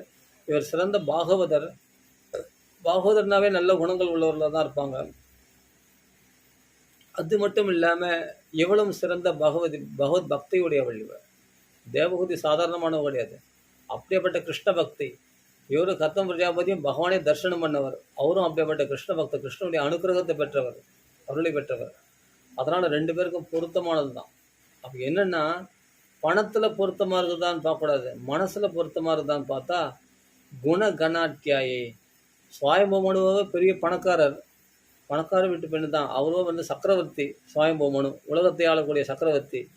ஆனால் இவரோ பார்த்தா காட்டுவாசி, காட்டில் இருக்கக்கூடிய ஒரு ரிஷி. மாந்தோல் மறுவுரி உடுத்தி கொண்டிருப்பவர், ஜடையை தரித்து கொண்டிருப்பவர், எலும்பு தோலுமா இருக்கக்கூடியவர். புரியுதா? அப்படியேப்பட்ட ஒரு கிழவர். இவர் கிழவர் தானே. அவளோ இளம் பெண், சின்ன பெண் அவள். ஆனால் கிழவரானாலும் இளமையாக இருக்கிறாரு. ஆனால் மனு பிரஜாபதியை சிருஷ்டிக்கும் போதே தான் கர்த்த பிரஜாபதியை சிருஷ்டி பண்ணார். அப்படின்னா கர்த்த பிரஜாபதி வயசில் பெரியவர். ஆனால் தேவகுதியானவள் சுவாயமனுவுக்கும் பெண்ணு. அப்படின்னா அவள் சின்ன பெண்ணாக இருக்கிறான். அவள் கல்யாண வயசில் கல்யாணம் பண்ணுறான். கரெக்டு. இவரோ தவமே 10,000 வருஷம் பண்ணியிருக்காருன்னா அப்போ எவ்வளோ வயசாக இருக்கும் பாருங்கள். அதுவும் ஆரம்ப சிருஷ்டியில் தன்னுடைய நிழலிருந்து கர்த்த பிரஜாபதி சிருஷ்டி பண்ணியிருக்காரு. அந்த சமயம் தான் சுவாயமனு சிருஷ்டி பண்ணியிருக்காரு. அப்படின்னா எல்லாமே ஒரே யூக்கல் தான், சுவாயமனு கர்த்த பிரஜாபதிலாம். ஆனால் அந்த சுவாயமனுடைய பெண்ணான இவள் உத்தானபாதன், பிரியவர்தன், இவளுக்கெல்லாம் தங்கை. இவள் சிறு பெண். இவளுக்கு இவரோ வயசில் பெரியவர், ரொம்ப கிழவர். ஆனால் பரம பாகவதர். ஆனால் அவளோ வயசில் சின்னவள் தேவகுதி. அவளும் பரம பாகவதி பகவதத்தில் அப்படிப்பட்ட பக்தி கொண்டவள். ஆனால் இவர் வயசானவர் போல தோற்ற மாட்டாராம். எப்படி இருக்கா பாருங்க. பிராம்ஸ் நல்ல உயர இருக்கவராக, நல்ல நாதிக்ஷாமம், அந்த அளவுக்கு இழைக்காதவராக, நல்ல இளமையுடையவராக இருப்பார். அந்த காலத்திலலாம் அப்படி இருப்பாங்க இல்லையா. வயசு தான் அப்போல்லாம் 1,00,000 வருஷம் வாழ்வாங்களே. அதனால் இளமையாக இருக்கிறாங்க.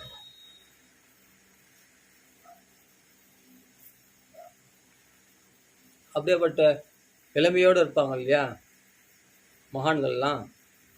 அப்படி இருக்காங்க. அவ்வளோ தபஸ்வி அவங்களாம், தபஸ்விகள் அவங்களாம். ரிஷிகள்லாம் நம்ம புரிஞ்சிக்க முடியாது அப்படியேப்பட்ட தபஸ்விகள்.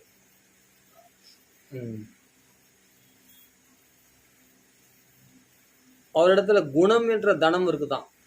அதனால் இவளுக்கும் நல்ல குணம் என்ற தனம் இருக்குது. தேவகுதியும் பொருத்தமான நல்ல குணங்கள் கொண்டவள், நல்ல அன்பான குணங்கள் கொண்டவள். அவருக்கும் பரம பாகவதர், அவருக்கும் அன்பான குணங்கள் இருக்கு. அந்த குணம் என்ற தனத்தில் 2 பேர் பொருத்தமாக இருந்தாங்களாம். அதனால் சந்தோஷமாக கல்யாணம் பண்ணி கொடுத்தாராம் சுவாயம்பு மனுவானவர். யாருக்கு? கர்த்தம பிரஜாபதிக்கு. வயசை பார்க்கல, அதே சமயத்தில் அவர் ஏழ்மையை பார்க்கல. இவரோ சக்கரவர்த்தி, அவரோ காட்டில் சஞ்சரிக்கக்கூடிய ஒரு ரிஷி, செடாமுடியை தரித்து கொண்டிருப்பவர், மாந்தோல் மரபு எடுத்து கொண்டிருப்பவர். ஆனால் பரம பாகவதர். அப்போ அவரிடத்தில் தனமும் இல்லை, ஏழப்பட்டவர், ஒரு ரிஷியாக இருக்கக்கூடியவர். ஆனாலும் அவரிடத்துல ஒரு பெரிய தனம் இருக்குது. என்னென்னா நல்ல குணம் இருக்குது, சிறந்த பக்தி இருக்குது. அந்த தனத்தை தான் பார்ப்பாங்களே தவிர அந்த காலத்தில் நல்ல வசதி இருக்குதா, நல்ல காரு பங்களா இருக்கா அப்படின்லாம் பார்க்க மாட்டாங்க அந்த காலத்தில். அந்த குணம் பொருத்தமாக இருக்குதா, இவளும் சிறந்த பக்தை, அவரும் சிறந்த பக்தர் அப்படின்னா பக்திக்கு பக்தர்கள் பொருத்தமாக இருக்கும் கண்டிப்பாக. அப்படின்னா கிருஷ்ணனை பற்றி தான் பேசுவாங்க. கிருஷ்ண பக்தர்களுக்குள்ள ஒத்துமையாக இருப்பாங்க, எப்பவுமே அந்த அனுசரித்து இருப்பாங்க. அதனால் சந்தோஷமாக கல்யாணம் பண்ணி கொடுத்தாராம். தஸ்மை குண கணாட்டியாய ததோ துல்லியாம் பிரகர்ஷிதா சதரூப மகாராஜ்னி பாரிபகான் மகாதனான்னே.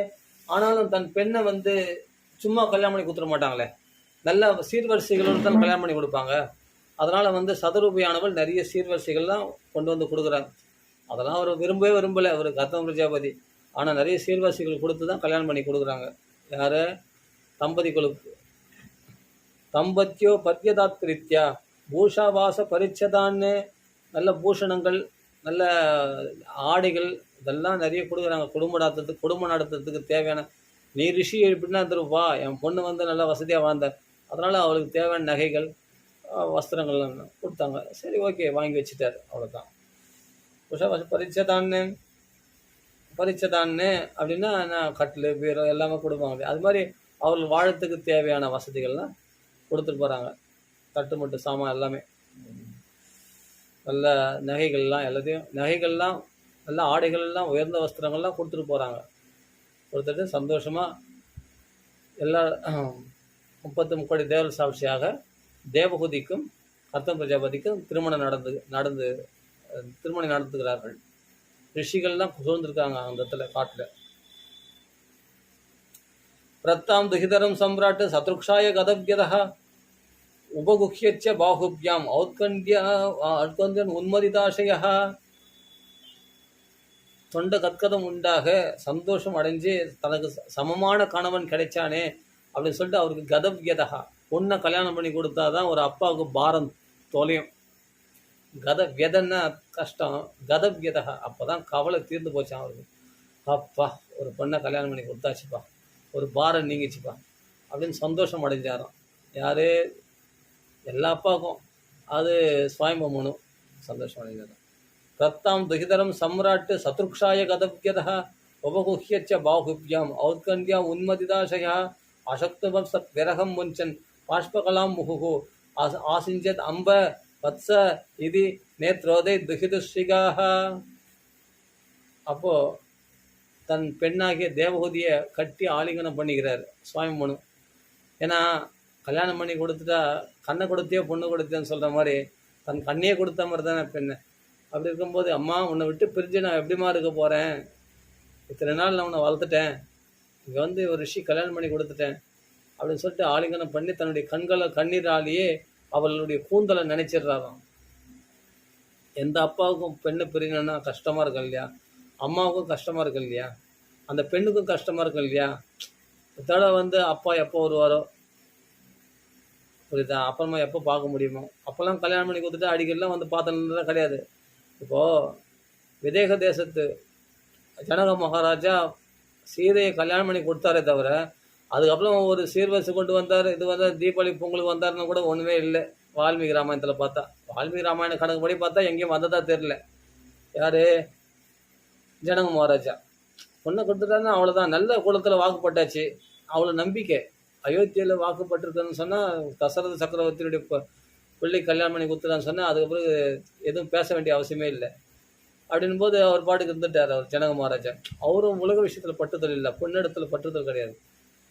அப்படியேப்பட்ட விதேக ராஜா, தேகத்து மேலே அபிமானம் இல்லாதவர்கள் ஜனக மகாராஜா. அவரை பற்றி தன் மாமனாரை பற்றி கிருஷ்ணரே வந்து புகழ்ந்து பேசுகிற ஜனக மகாராஜாலாம் கர்மாவை செவ்வனே செய்து ஆனால் கர்மாவில் பட்டுதல் இல்லாமல் வாழ்ந்தார்கள், கர்ம யோகிகளாக இருந்தார்கள் அப்படின்னு ஜனக மகாராஜா உதாரணம் காட்டுறாரு அர்ஜுன இடத்துல சொல்லும் போது கிருஷ்ணரானவர் பகவத்கீதையில். அப்படிப்பட்டவர்கள். அதனால் இவர்கள் வந்து என்னதான் பட்டுதல் இல்லாதவராக இருந்தால் கூட சுவாமிமனு கூட சிறந்த பாகவதர் தான். ஆனால் பெண்ணை விட்டு பிரியணுன்னா தாங்க முடியாது இல்லையா, இத்தனை நாள் வந்து வளர்த்துட்டோம் இல்லையா, அதுக்கப்புறம் இவள் இந்த இடத்துல வாழும்போது நல்லா சந்தோஷமாக வாழணுமே அப்படின்ற ஒரு கவலை ஒரு அப்பாவுக்கு அம்மாவுக்கு இருக்கும் இல்லையா. அதனால் கட்டி பிடிச்சி ஆலிங்கனம் பண்ணி அவள் கூந்தல்லாம் தன்னுடைய கண்ணீரால் நினச்சி எல்லாம் பெரிய ஒருத்தர் பேசி, அம்மா போயிட்டு வரம்மா, அம்மா வச்ச குழந்தை, அம்மா குழந்தாய் குழந்தை செல்லம் அப்படின்னு கொஞ்சுவாங்க இல்லையா, அம்மா அம்மான்னு கொஞ்சுவாங்க இல்லையா, அம்மா குழந்தை அப்படின்ட்டு அடிக்கடி சொல்கிறாராம். அசக்து வம்சத் விரகம் பெரிய முடியலையா அவருக்கு, அதை சகிக்க முடியலையா, அவளை எப்படி பிரிஞ்சிருக்க போல வேதனை தாங்க முடியலையா. முன்சன் பாஷ்பகலாமுகு ஆசிஞ்சத் அம்ப வத்ச இதி, அம்மா அம்மான்னு சொல்கிறாராம், குழந்தைன்னு சொல்கிறாராம். அப்படி தான் திருப்பி அதையே சொல்லியிருக்காராம். சொல்லி அழுதுட்டு வத்ச இது நேத்திரது துகிதுஷிகாக மந்திரத்தின் முனிவரம் அனுஜாத சகானுகா ரதஸ்தே ரதமாருக்கிய சபாத்திய ஸ்வபுரம் திருபக. ஒரு அப்பாவுக்கு தான் தெரியும் பெண்ணினுடைய மேலே உள்ள பற்று பாசமானது, அந்த பிரிவு அவங்களால் சகிக்க முடியாது. அதுபோல் அவர்களும் சொல்லிக்கொண்டு பிரியா விடை பெற்று யார் சுவாயம்பு மனுவும் வந்து தன்னுடைய எந்த இடம் அது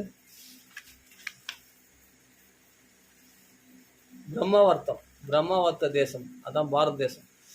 அப்பாடு கிளம்பி வர்றாரு. அப்பாடு வந்துட்டு என்ன பண்ணுறாருன்னா, அங்கே பெண்ணை கல்யாணம் பண்ணி கொடுத்துட்டாரு. ஆனால் பர்ஷிஷ்மதின்ற தன்னுடைய தேசத்தில் வந்து சர்வ சம்பத்துக்களை நிறைஞ்சிருக்கக்கூடிய அந்த யார் சுவாயம்பமனுடைய கதை இங்கே. அங்கே வந்து கர்த்த பிரஜாபதி தேவகூதி கல்யாணம் பண்ணி கொடுத்துட்டு அவர் வரும்போது அவர் பரம பாகவதர் இல்லையா சுவாயம்பமனு, அவருடைய வாழ்க்கை வரலாறை பற்றி இங்கே வர்ணிக்கிறார்.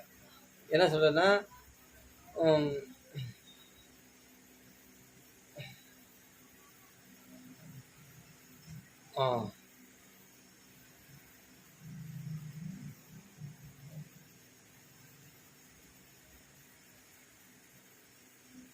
தமாயாந்தம் அபிப்ரேத்திய பிரம்மாவர்த்த பிரஜாபதிம் கீத சம்ஸ்துதிவாதித்ரே பிரத்யூஹ பிரஹர்ஷிதாக பர்ஹிஷ்பதி நாமபுரி சர்வசம்பத் சமன்விதா ஞபதம் எத்திர யோ ரோமாணி யக்ஞஸ்யாங்கம் விதுன்பதா. எந்த இடத்துல வராகமூர்த்தியானவர் பகவான் அவதாரம் பண்ணாரே அவருடைய ரோமங்கள்லாம் விழுந்த இடமா. அதனால தான் அதெல்லாம் பர்ஷிச அதெல்லாம் வந்து கோரை புற்களாக வளர்ந்துருக்கிறது. பகவானுடைய ரோமங்கள்லேருந்து விழுந்த அதெல்லாம் தர்ப்பைகளாக வளர்ந்து போயிருக்கிறது அந்த இடத்துல. அப்படி அதனால தான் அது பர்ஹிஷ்மதின்னு சொல்லக்கூடிய பர்ஹின்னா அந்த ரோமங்கள்லாம் விழுந்திருக்கிறதுனால அது வந்து எக்கை வராகமூர்த்தி உடம்பு உதறினார் இல்லையா, உதரும்பொழுது அதில் தான் அந்த முடியெலாம் அவருடைய ரோமங்கள்லாம் விழுந்ததுனால அதெல்லாம் வந்து கோரை பொருட்களாக அதெல்லாம் வந்து தர்ப்பைகளாக அங்கே வளர்ந்து போயிருக்குது. அது தர்ப்பைகள் நிறைஞ்ச இடம் பர்ஹிஸ்கள் நிறைஞ்சிறதுனால அது பர்ஹிஷ்மதின்னு பேர் அந்த இடம். அந்த இடத்துல தான் வாசம் பண்ணுறாரு யார், கோட்டையை கட்டிக்கின்னு சுவாமி மனுவானவர். அது வந்து அந்த கோட்டையில் வந்து எல்லா சம்பத்துக்களும் நிறைஞ்ச இடமா இருக்குது. ஆனால் குஷகாசாஸ்த ஏ வாசன் சஸ்வத் அரித வச்சசா ருஷியோ ஏ பராபாவியா யக்ஞக்தான் யக்ஞமீஜதே குஷகாசமயம் பர்ஹிராஸ்திரியா பகவான் மனோஹோ அயஜத்து யக்ஞ புருஷம் லப்தாஸ்தானம் ஏதோ அந்த குஷகாசமயமாக இருக்கக்கூடிய அந்த தர்ப்பைகளை வச்சு தான் பகவானுக்கு யாகங்களால் பகவானை சந்தோஷப்படுத்துகிறாராம் சுவாயம்ப மனுவானவர். ஆனால் இன்னொரு விஷயம் என்னென்னா புரிஞ்சுக்கணும், அவர் வந்து யாகங்கள் நடத்துகிறாரு, தேவர்கள்லாம் அவரை புகழ்வாங்களாம், மனு பிரஜாபதி புகழ்வாங்களாம். ஆனால் அந்த புகழை அவர் ஏற்றுக்க மாட்டாராம். பகவான் புகழை மட்டும்தான் இவர் பாடுவாராம், பகவான் புகழை மட்டும்தான் கேட்பாராம். தன் புகழை பேசினா அதை கேட்க மாட்டாராம், தன்னை பற்றி யாருன்னா புகழ்ந்து பேசினாலும் அதை கேட்க மாட்டாராம், அதில் விரும்ப மாட்டாராம். ஆனால் பகவான் புகழை மட்டும் நல்லா விரும்பி விரும்பி கேட்பாராம்.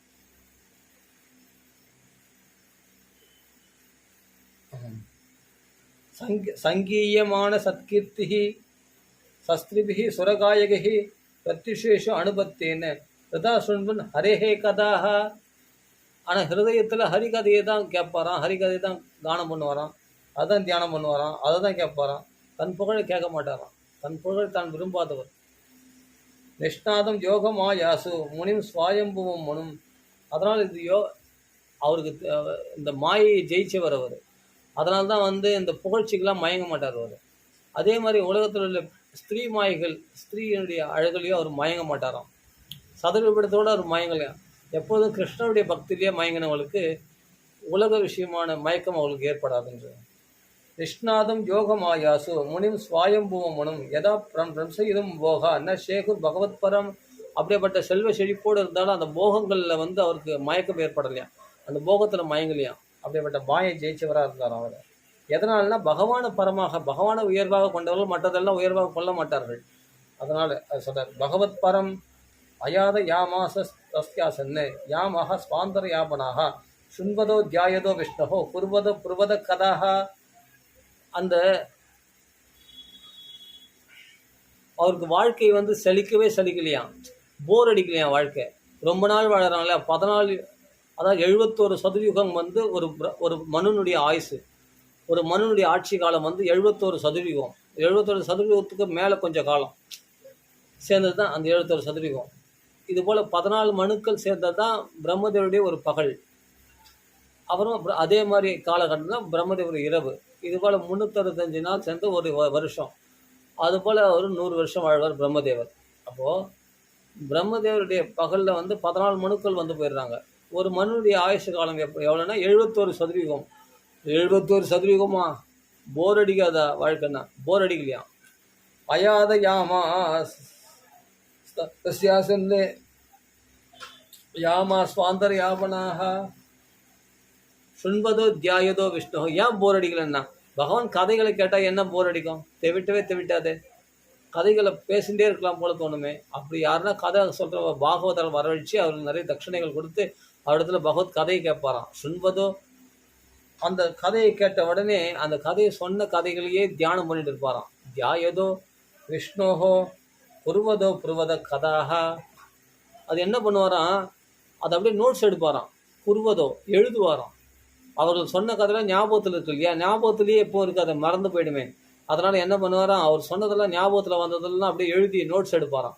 நோட்ஸ் எடுத்து இன்றைக்கி இந்த கதை சொன்னாங்க, இன்றைக்கி இந்த கதை சொன்னாங்க, இன்றைக்கி வந்து என்னென்னா கர்த்த பிரஜாபதி கதை சொல்லியிருக்காங்க, இந்த இடத்துல மனு பிரஜாபதி எப்படி எப்படி வாழ்ந்தார் அப்படின்லாம் அந்த கதை இப்போ சொல்கிறேன் இல்லையா, அதெல்லாம் அப்படி அப்படியே எழுதிப்பாராம். எழுதி நோட்ஸ் எடுத்துட்டு அதை வந்து இன்னொருத்தருக்கு சொல்லி காப்பாராம். அப்போ எப்படி ஞானத்தை விருத்தி பண்ணுறதுன்னா, நாம் கதை கேட்கறதோடு நிறுத்திக்க கூடாது, நாம் மற்றவங்களுக்கு எடுத்து சொல்லும் பொழுது தான் நமக்குள்ள அந்த ஞானமானது விருத்தி ஆகும் அப்படின்றத மனு இல்லையா மனுஷர்களுக்கு நடத்தி காட்ட வேண்டிய மனு பிரஜாபதி இல்லையா, மனுஷர்களுக்கு முதல் அப்பா வச்சவர், மனுஷனுக்கு அப்பா வச்சவர் தான். அவர்லேருந்து தானே மனுஷர்கள் பிறந்தார்கள். அப்படியாப்பட்ட நம்மளுக்கெல்லாம் அப்பா இல்லையா, நம்மளுக்கெல்லாம் தாத்தாவுக்கு தாத்தா இல்லையா, அவர் நடத்தி காட்டின வழியில் தான் நம்ம போகணும். அப்படியாப்பட்ட பரம பாகவதர் என்ன பண்ணுவாராம், கதை கேட்பாராம், அதையும் தியானம் பண்ணுவாராம், அதை தியானம் பண்ணதை எழுதுவாராம், எழுதி பிறருக்கு எடுத்து சொல்லுவாராம். எப்படி இருக்கு பாரு, இதுதான் பாகவத் தர்மம். சுண்வதோ தியாயதோ விஷ்ணோ குருவதோ புருவத கதாக ச ஏவம் சுவாந்தரம் நிங்கே யுகானாம் ஏக சப்ததிம் 71 சதுர்யுகம் இப்படி காலத்தை கழிச்சாராம்.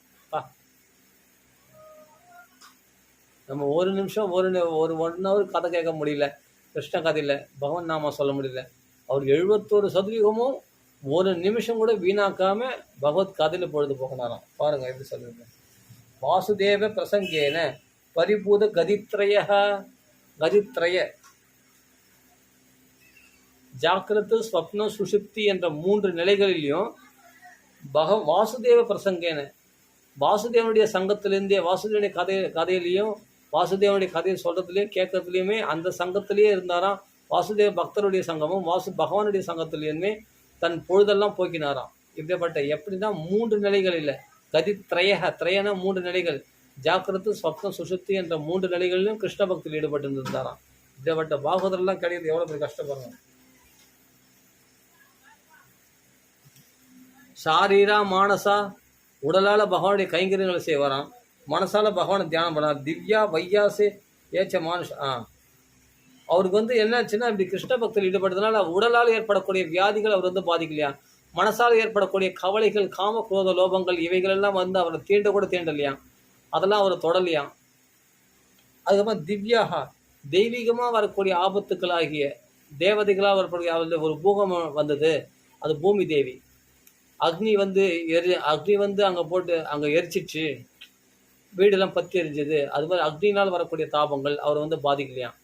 புயலால் வரக்கூடிய தாபங்கள் பாதிக்கலையாம். காற்றால் சுனாமி வந்தது, அப்படியே வருணம் அடிச்சு போச்சு, கடல் சூழ்ந்து போச்சு அப்படின்னு தண்ணீரால் வரக்கூடிய விபத்துக்கள், இந்த தேவதைகளால் வரக்கூடிய தெய்வீகமான திவ்யாக அந்த தேவதைகளால் வரக்கூடிய ஆபத்துக்கள்லாம் அவரை நெருங்கலையாம்.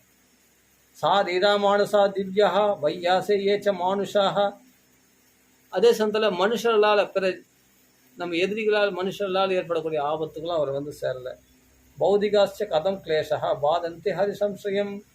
பௌதிகமான மற்ற பூதம்னா மற்ற ஜீவராசிகளால் பாம்பு கடி தேல் கடி அப்படின்னு பிற ஜீவராசிகளால் வரக்கூடிய சிங்கம் புலி போன்ற அடித்து சாப்பிட்றோம் இல்லையா, இவைகளால் இந்த மற்ற ஜீவராசிகள் வரக்கூடிய ஆபத்துக்களும் அவர் சேரலையா, அந்த பௌதிகமான ஆபத்துக்களும் அவர் சேரலையா, பாதிக்கலையா.